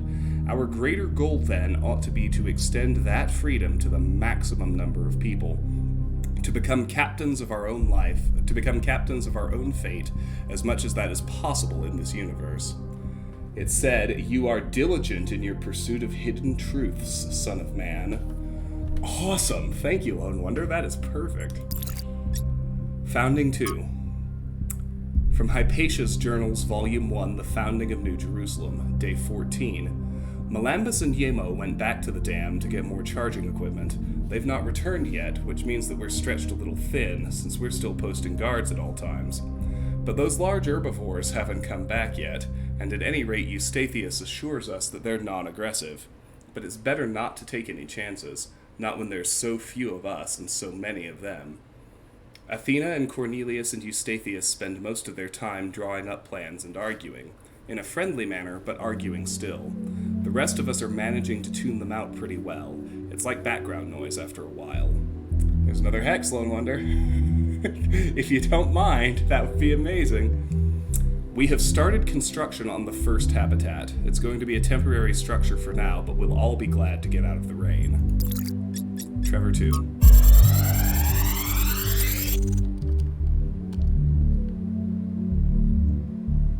Noema system. That sounds like noematics. This sounds like something that still sounds like something that came from that original team. Or at least their organization. I guess we'll find out. Let's hear what Trevor has to say. So, what are you doing here, Trevor? Why are you trying to save the world? Well, look, I think humanity is awesome. I love humanity. As a species, we're great. I mean, our track record is pretty mixed, but have you seen everyone else? I mean, what did you do today, animal? Oh, I ate some leaves, sniffed my own butt, crapped myself, and went extinct.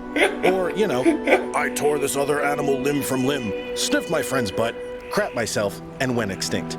They really don't do anything interesting. I mean, you don't see animals directing Big Trouble in Little China. Birds can go tweet, tweet, but it ain't exactly the White Album. I mean, they can't even make a good cheeseburger, for Christ's sakes. They have no art, no cuisine, no pleasure.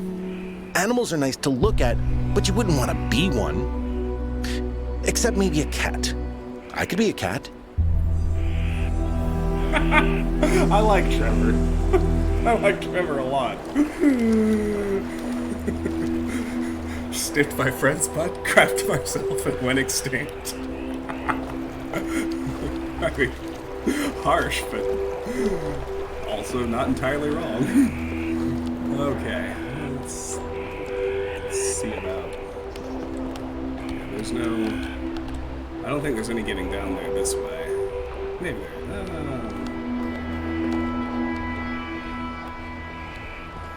maybe. Looks like you're kind of supposed to just pick a place to work your way down some of the cliffs and get after it, so... You're not going to be able to do it, but I'd like to have that question mark off my compass. Okay, any others that way? No, we're good. I know there's one more question mark right by the capsule in the train. So we'll probably see that on our way out. The Sphinx thing must be somewhere else, because I have not seen anything that remotely reminds me of that diagram. Have you? And any of you? I should phrase it better. But I think we do know, we just simply know to get the other star at this point. Just go do that work right quick. Oh no, there is one. There's another question mark right by the progress wheel. Check that out in a minute. But first, in the interest of having first things done first, so we need to go back into puzzle 2, up to where we had the driller freed and we had exposed the green source outside. Admittedly, I struggle less with this one. No, we all just have to do the best we can.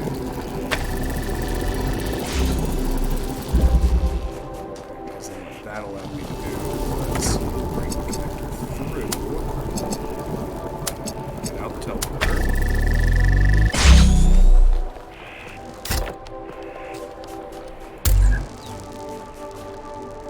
So I don't need to do anymore.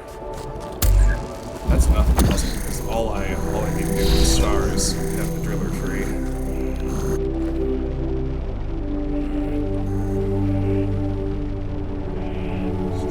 Nice clean shot where that green source is free. That was pretty good. That should work. There is still hope even for those who seem lost, son of man. Those hexes are great. Thanks, Wonder. Yes, see that Sphinx statue? Let me show y'all again. It has its own entire separate category. This is obviously some kind of solution to a puzzle we just have not found yet. And I'm not even certain it's on this map. It might be. There might be a Sphinx monument somewhere totally different that pairs with this. In fact, I kind of think that's what the deal is. Alright, the connector's up here. Step 1 is just to get the damn thing.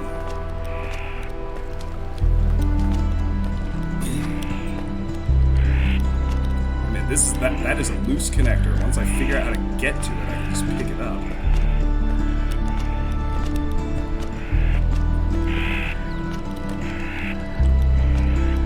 Getting to it, let's go third person for a second. That sometimes makes platforming easier.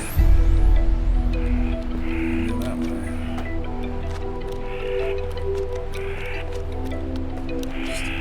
It's difficult to lock down the spots you can actually stand on.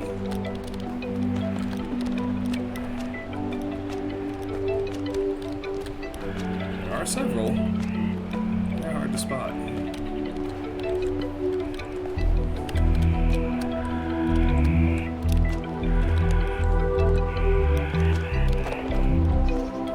Get the connector.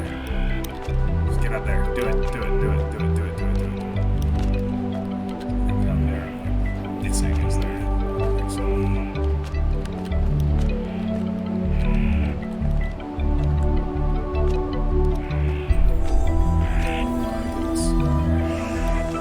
Running jump from there, maybe. Running jump from there would do it. Okay. Man alive.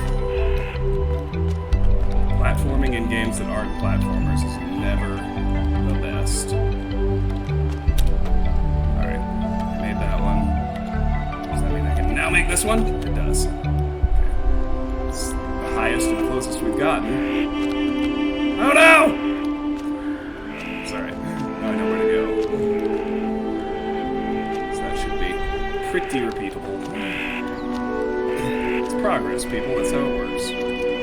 Oh no! Oh no. I overshot that time. Ooh. This is getting annoying.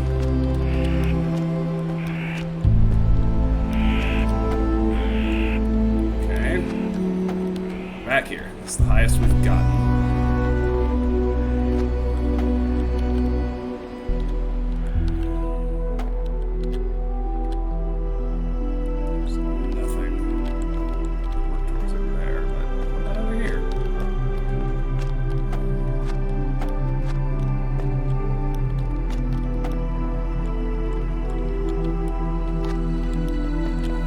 Damn it. Every time I think I see the next step and it doesn't work out. Just get a little bit higher, right? Oh, come on. Oh, you. You're starting to bother me now. Third's not helping. I might actually do better in first.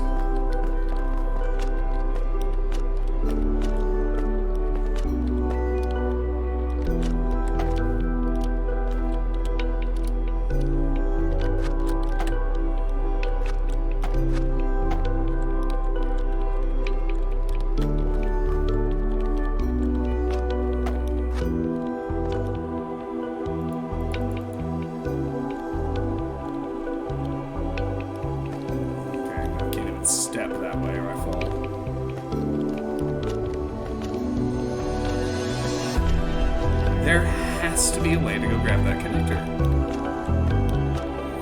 Let me think about the puzzles.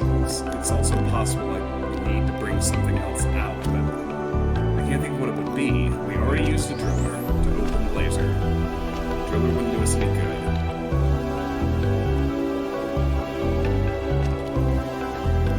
There has not been any way a person could conceivably take the teleporters out.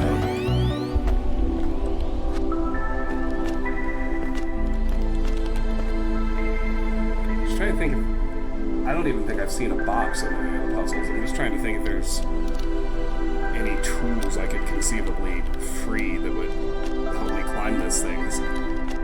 The connector is obviously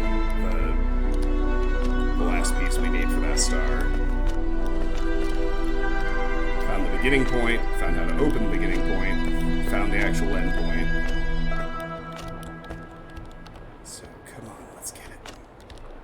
There's nothing above here. There's absolutely no way I could, like, find some way to go even higher and drop down on it. The fact that it's above everything also means that the teleporter wouldn't help me. A box might help me, but I haven't even seen a box.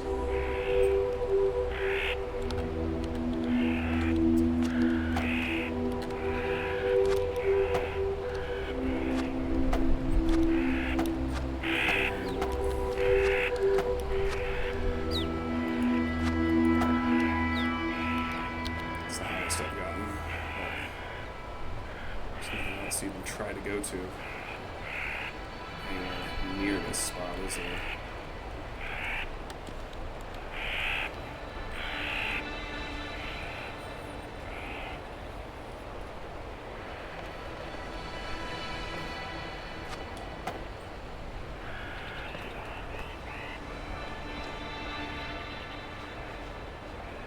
It's gotta be something like over that direction that you actually can jump to. That's just hard to see, right?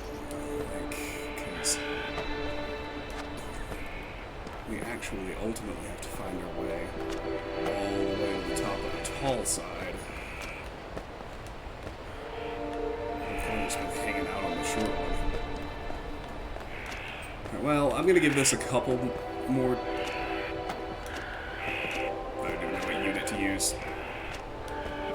Another minute or two of effort, then I'm going to go solve the fourth puzzle in the interest of seeing if maybe somewhere in there there's a box or something I can bring out to help with the climb. So I'm just, like, I'm iterating through the inventory of tools in every puzzle. There's nothing that would help. So it stands to reason that this is simply climbable.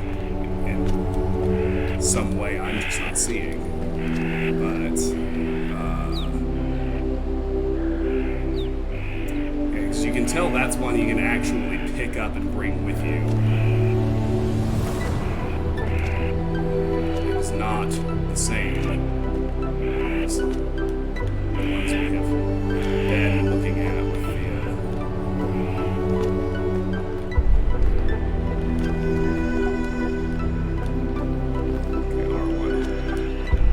I did decide to grab my controller, so I think that might make this easier. Say what you will about mouse and keyboard superiority.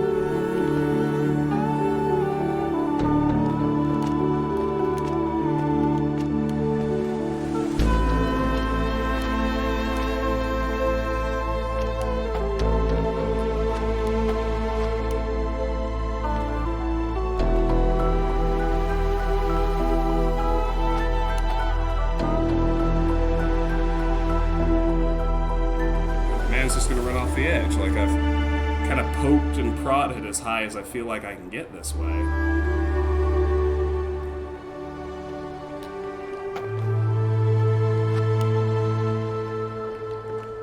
don't really see anything any more promising on this side either. Just bumps me right off. How the fuck do I get that connector, man? It's killing me. I don't feel like I'm missing a piece. I don't feel like I need to go somewhere else. This looks like a staircase someone built to just be climbed to the thing. I mean, I'm not crazy, right? It looks like we're supposed to be able to just climb it, but fuck, I can't for the life of me find the actual route.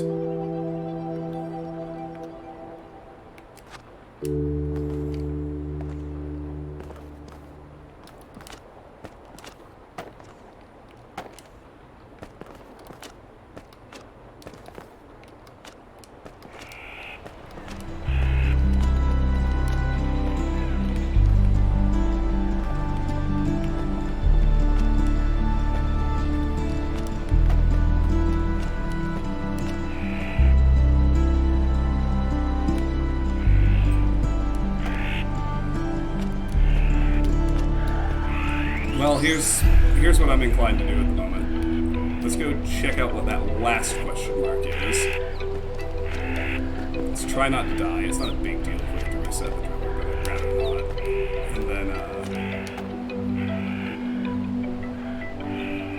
if I feel like head bashing more of this instead of switching to Dark Souls, then we'll do that.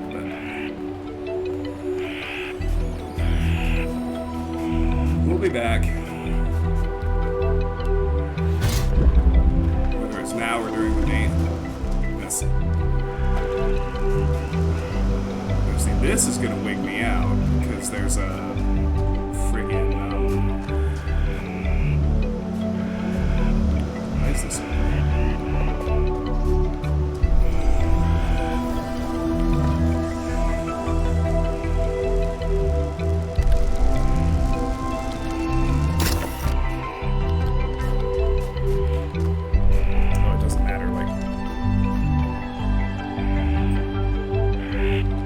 One insane second, I thought maybe I actually could take a teleporter out of here. But there is a box in here, though. The question is there any way at all to get the box out of here? Particularly after we solve the puzzle. I think the answer is no. We can't bring it through the purple gate. Oh, this is interesting. As interesting as it looked. Okay. Yeah, there are no solutions to be found there. I'm fairly confident. So let me go see what the question mark is up by the progress wheel. We'll check puzzle 4 to see, you know, on the off chance that there's something we can carry out of there that'll help us in our connector hunt. This is puzzle 1. Is it here? Yeah, it's right here.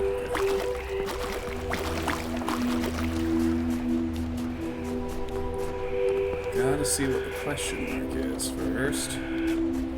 Oh, you! How many times have I run off an edge tonight? Like I'm an idiot. Come on now. Okay. I want to see what that other question mark is. How do I get there? What the F is it? I don't see anything. It must be directly underneath me.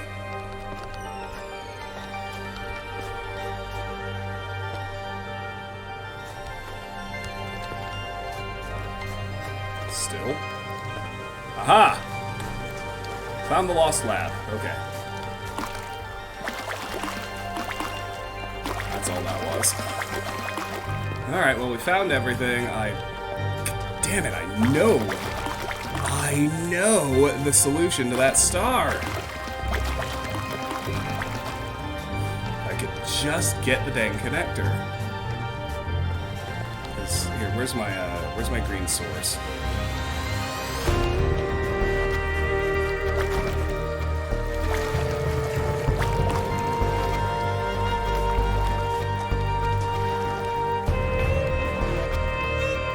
Source is here.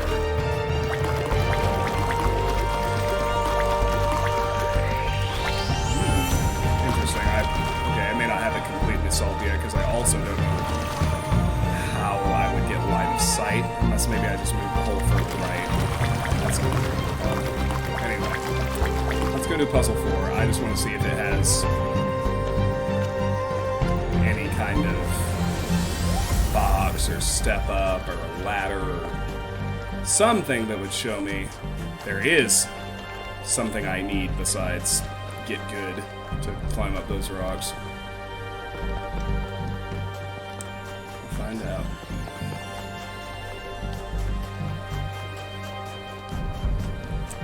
In the meantime, we'll make our way over to puzzle 4.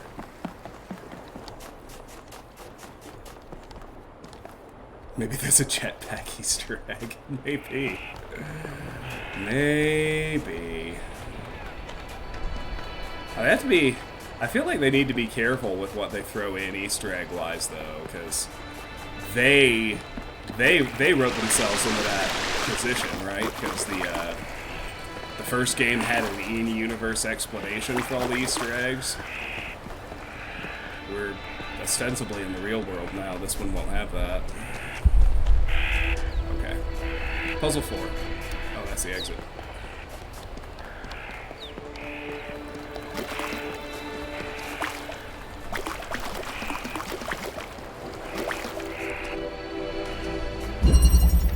Pushing through.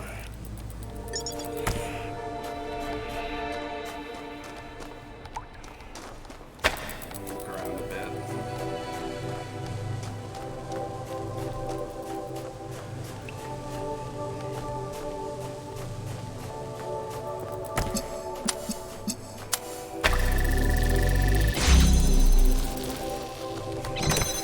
Okay, I need to collect stuff to open the gates.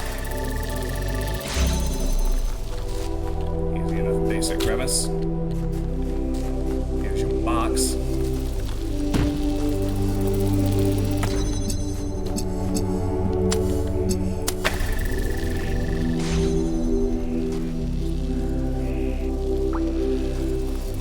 Okay, so it's actually pretty straightforward.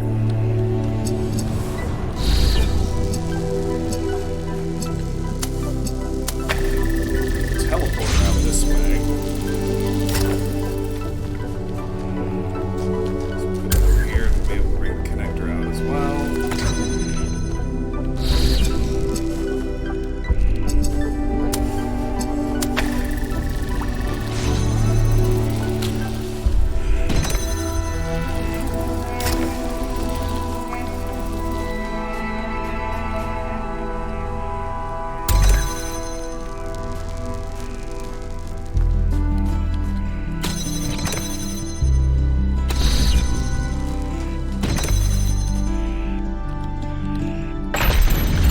Enter the tower.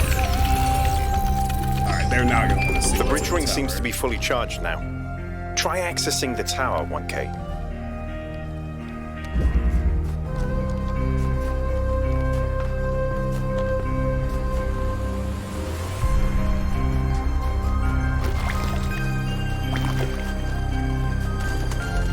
Oh yeah, I forgot to check to see it. I forgot to look to see if there was any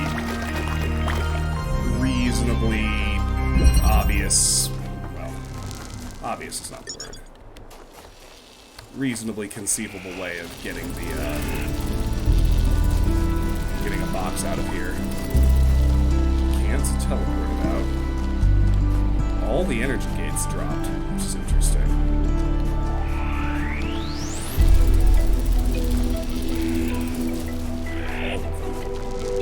Is that only true of this puzzle?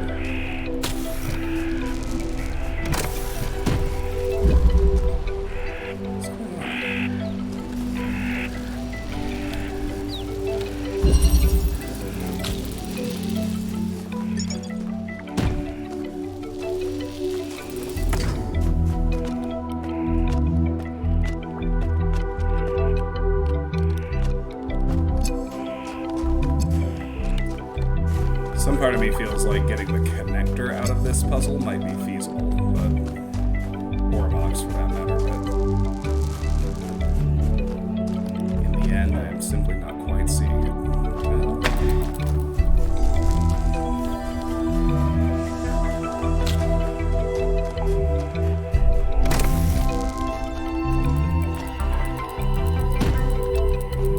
Okay, it simply will not go on the thing. Maybe it will.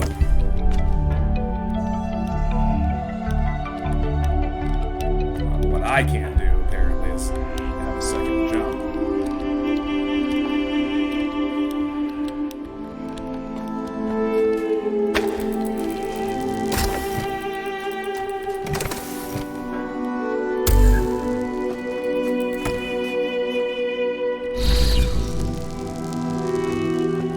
I wouldn't jump!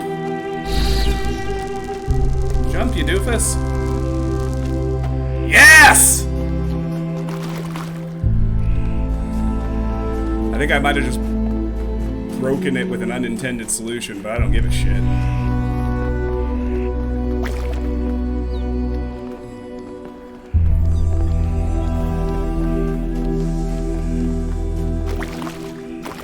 Your stairway sucks?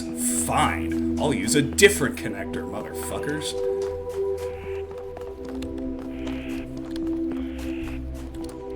Now, I did not have good line of sight on that source with my current opening last time I checked. I may not even do it out here at all. Yeah, I can't select from here.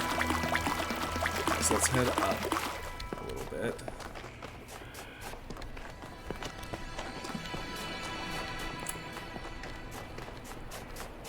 Not sure if I want to try to shoot from here or if I want to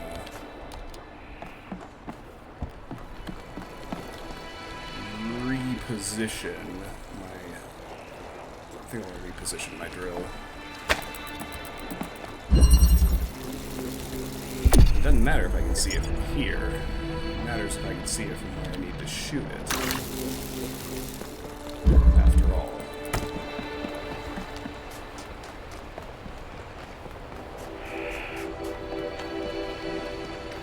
You know, we're all agreed that Sphinx thing is definitely not on this map, right? That's a code for somewhere else. But we just haven't spotted yet.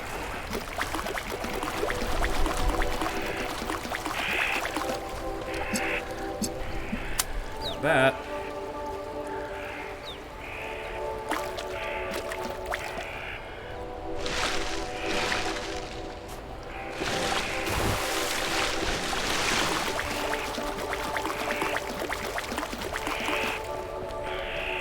Try and get line of sight on the other piece, just to have some idea.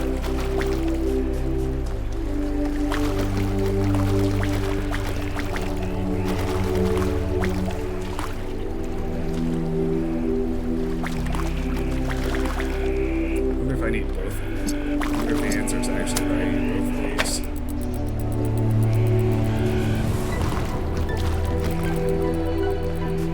That angle couldn't be more wrong.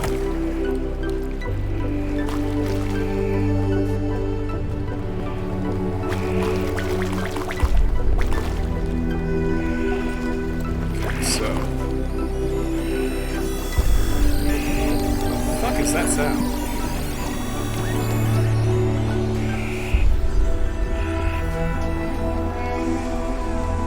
I don't think that was just part of the music, was it? There's something going on. Somewhere in there. Where's the anchor? I think I can get this in here.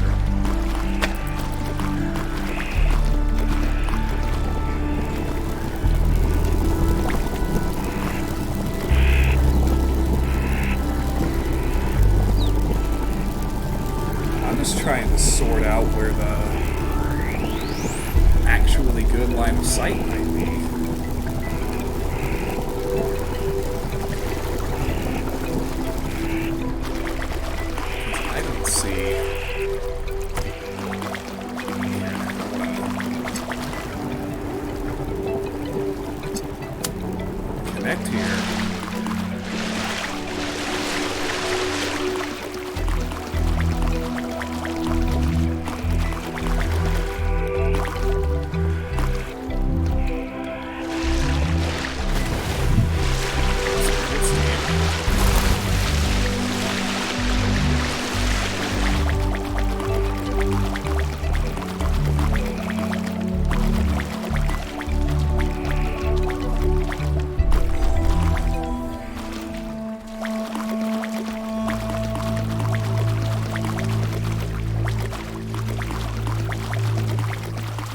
Good line of sight out here, but that doesn't help me. Oh shit, can I do this? So I'm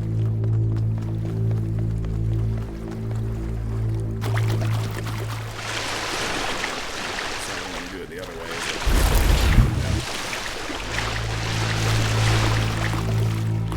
Yeah. That was gonna open up some bonkers possibilities, but no, we can't do that.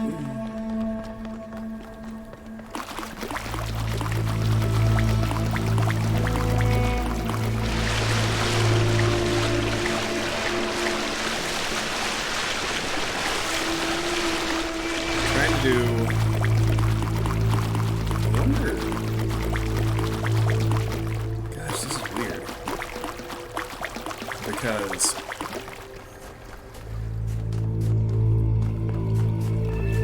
there only seems to be, because of where this is, there only seems to be one spot with line of sight on that. It's right here. Maybe I need 2 connectors.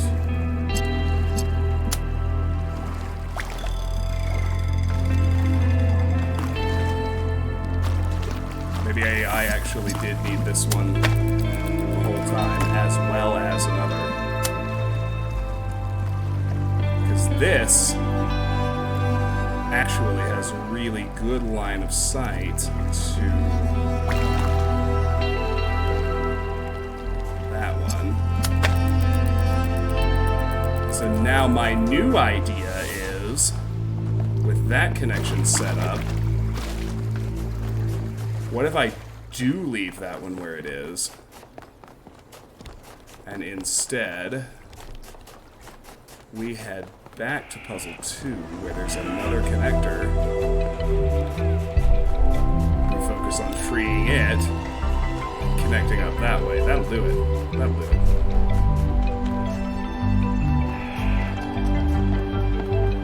What I did to get the connector out of puzzle 4 was such a ridiculous kludge that I'm... Wait a minute, did my driller... Oh, god damn it.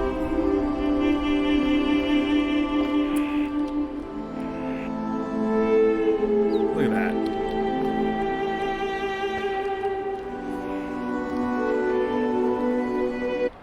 We still got some bug steam. It's alright, it's not a big deal.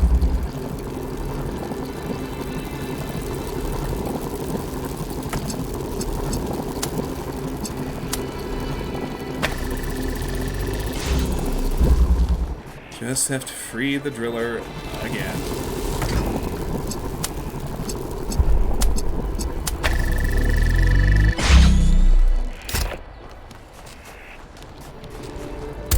But yes, Lone Thunder, to your point, there is a free connector in this puzzle.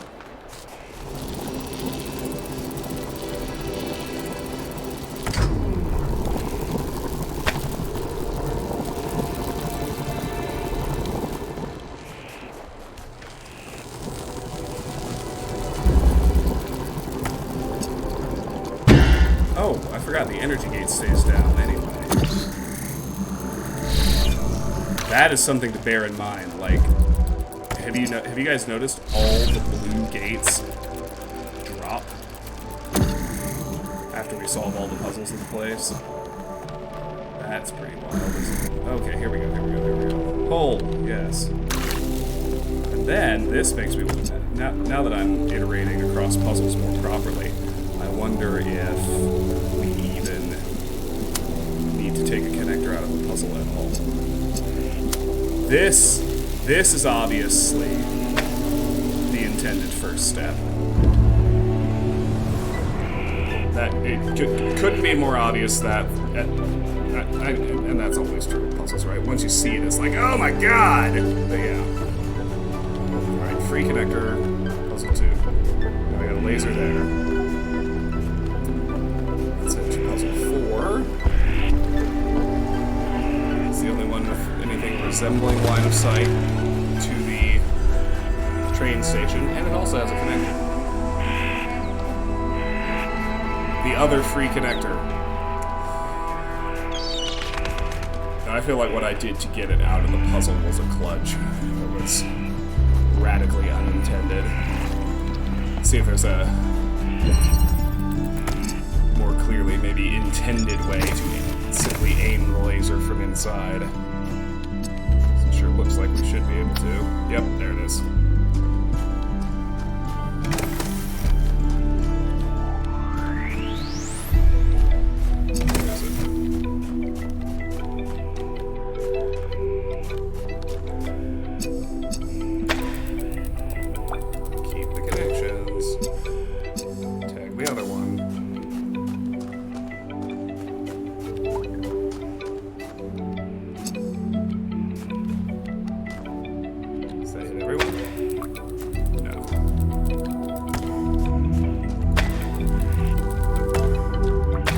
That does. Fuck, yes! Alright. That was hard work, but it sure is satisfying.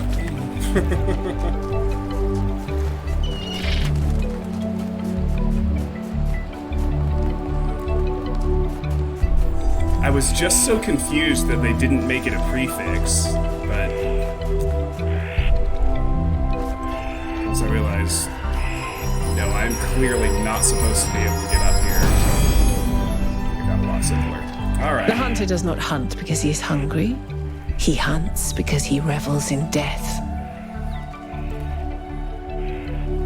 Pandora seems to have a very, very dim view of humanity, I must say.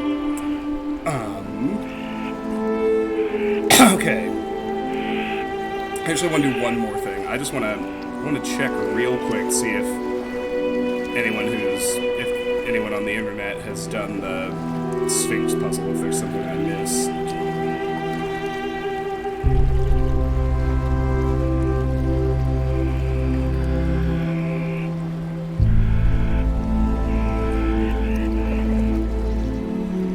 Talos Principle 2 demo. What exactly did it call it? Sphinx engraving.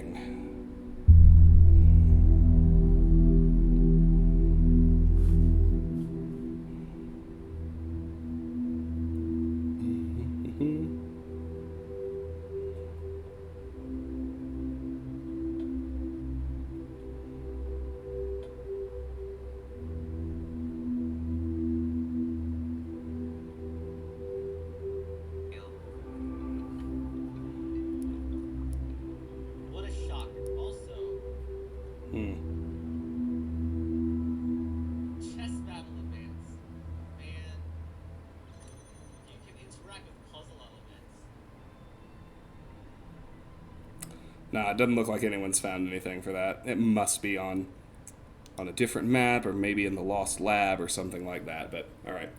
Let's go ahead and check out what I have very little doubt is going to turn out to be the end of this demo. Which, by the way, was a freaking great demo. I loved this. This was so good.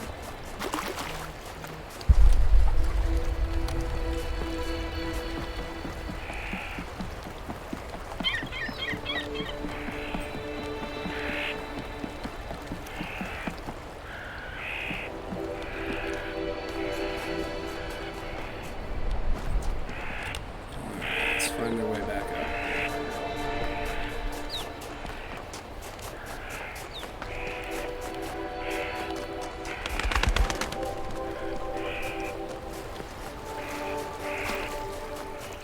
We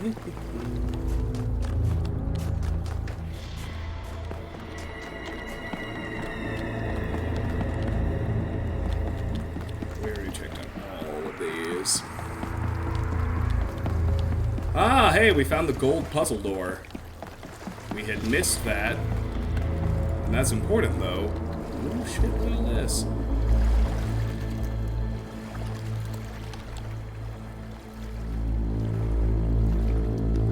This looks like a history mural, because check it out. This is inside the simulation, right? This is Athena in the simulation, interacting with the terminals, including the cat. This is Athena building the first of the rest of them, talking to them. We cannot translate the language, even though we see it there, which is very interesting, because our character should know it. Here they are building New Jerusalem. And then... yeah, okay, so... everything on this door is a history of the android race, from the moment Athena woke up and left the simulation to when they finished building New Jerusalem. But why is it here? That is the question.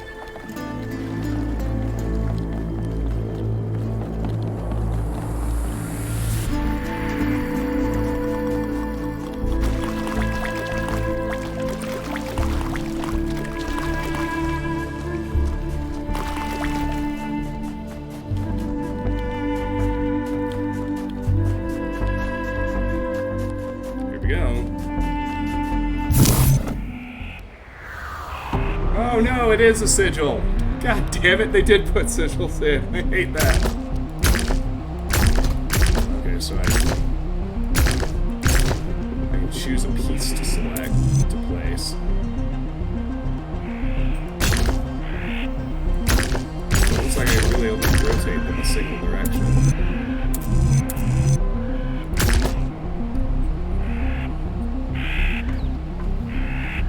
Oh, and green has to connect to green and red to red and vice versa. I see. Okay. Isn't this just gonna be...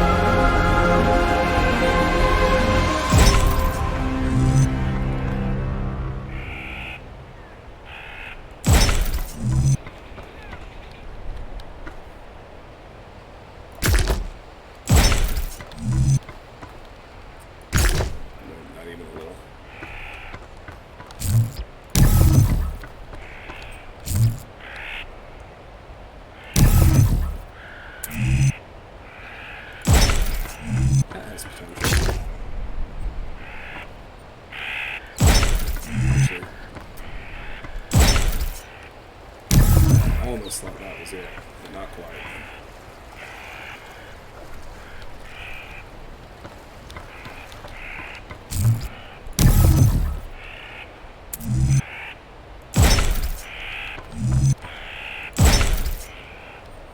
I think I got it.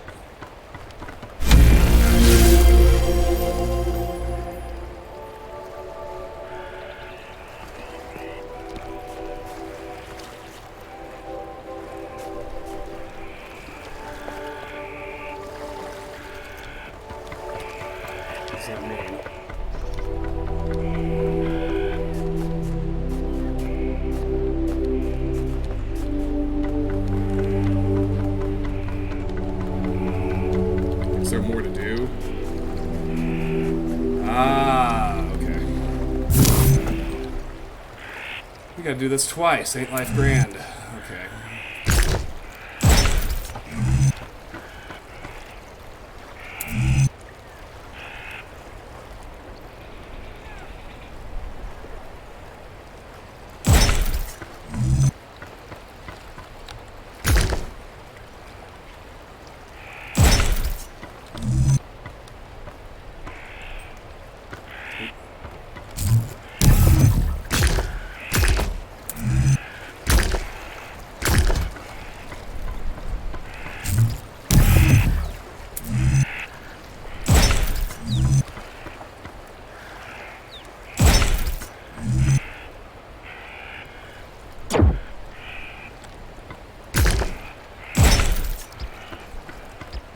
works, but it didn't quite connect.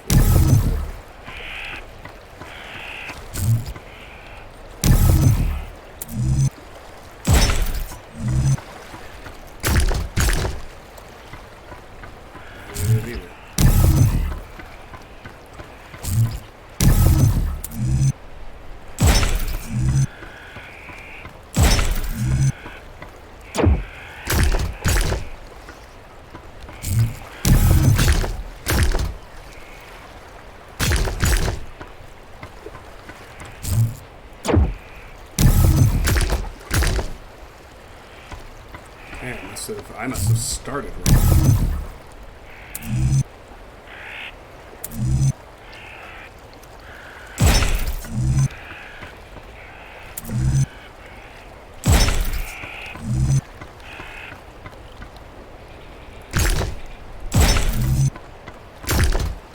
Ah!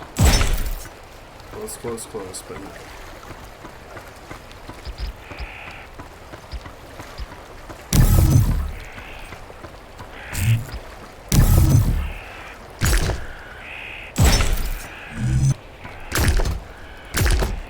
no.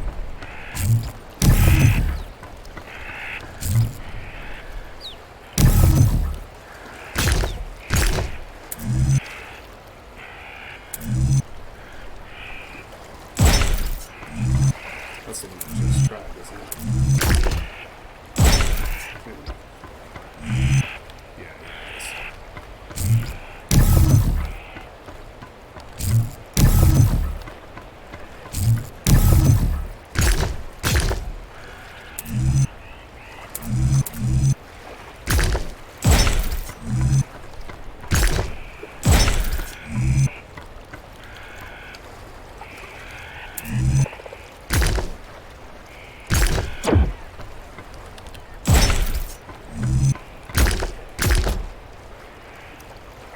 Nope.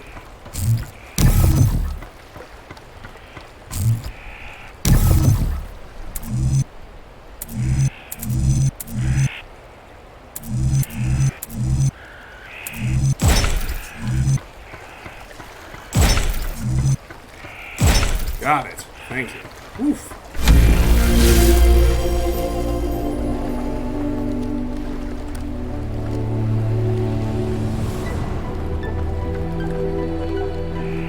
Happen, or it's just gonna end when we walk in?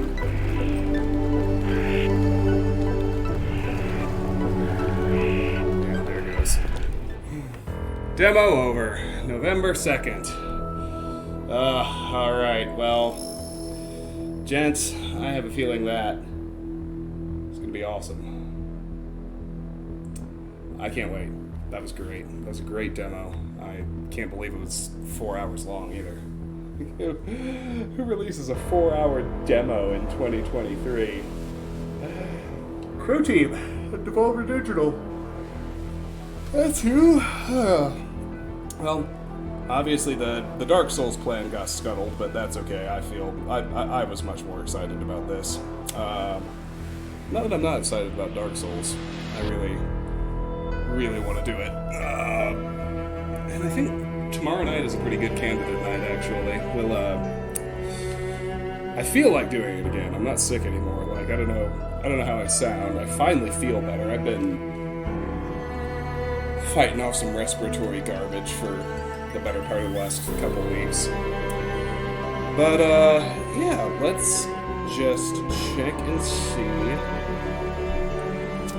if there's anyone we want to go raid, because it's, you know, I thought I would play a normal demo and then we play Dark Souls for 3 hours, but instead we got a 4-hour demo, which was incredible. Let's see if there's anyone we should raid over to. If not, I will say goodnight and hopefully see you tomorrow for some Dark Souls.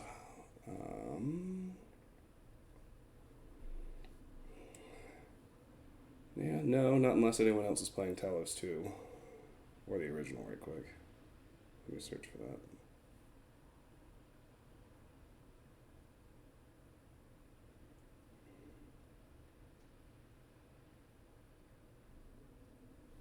There are a few people playing the original. I don't have the mental fortitude to say hello to someone or stay awake any longer. So, that's going to do it for me tonight. Thank you so much for watching. Thank you to Crow Team for the spectacular, awesome demo. I cannot wait for the main game. I am even more excited for it now than I was before. But that's going to do it for me for tonight. Thank you all for joining. See you tomorrow. Hoping to do some Dark Souls. Unless something I am completely failing to anticipate blows up and happens tomorrow, the only thing that will stop me streaming tomorrow is me. So, and I may not feel like it. I make no promises on that front, but that's my intention. I will hopefully see y'all tomorrow for some Dark Souls, and soon enough, in fact, I believe it is now exactly 3 weeks, we will be playing Talos 2. Take care, y'all.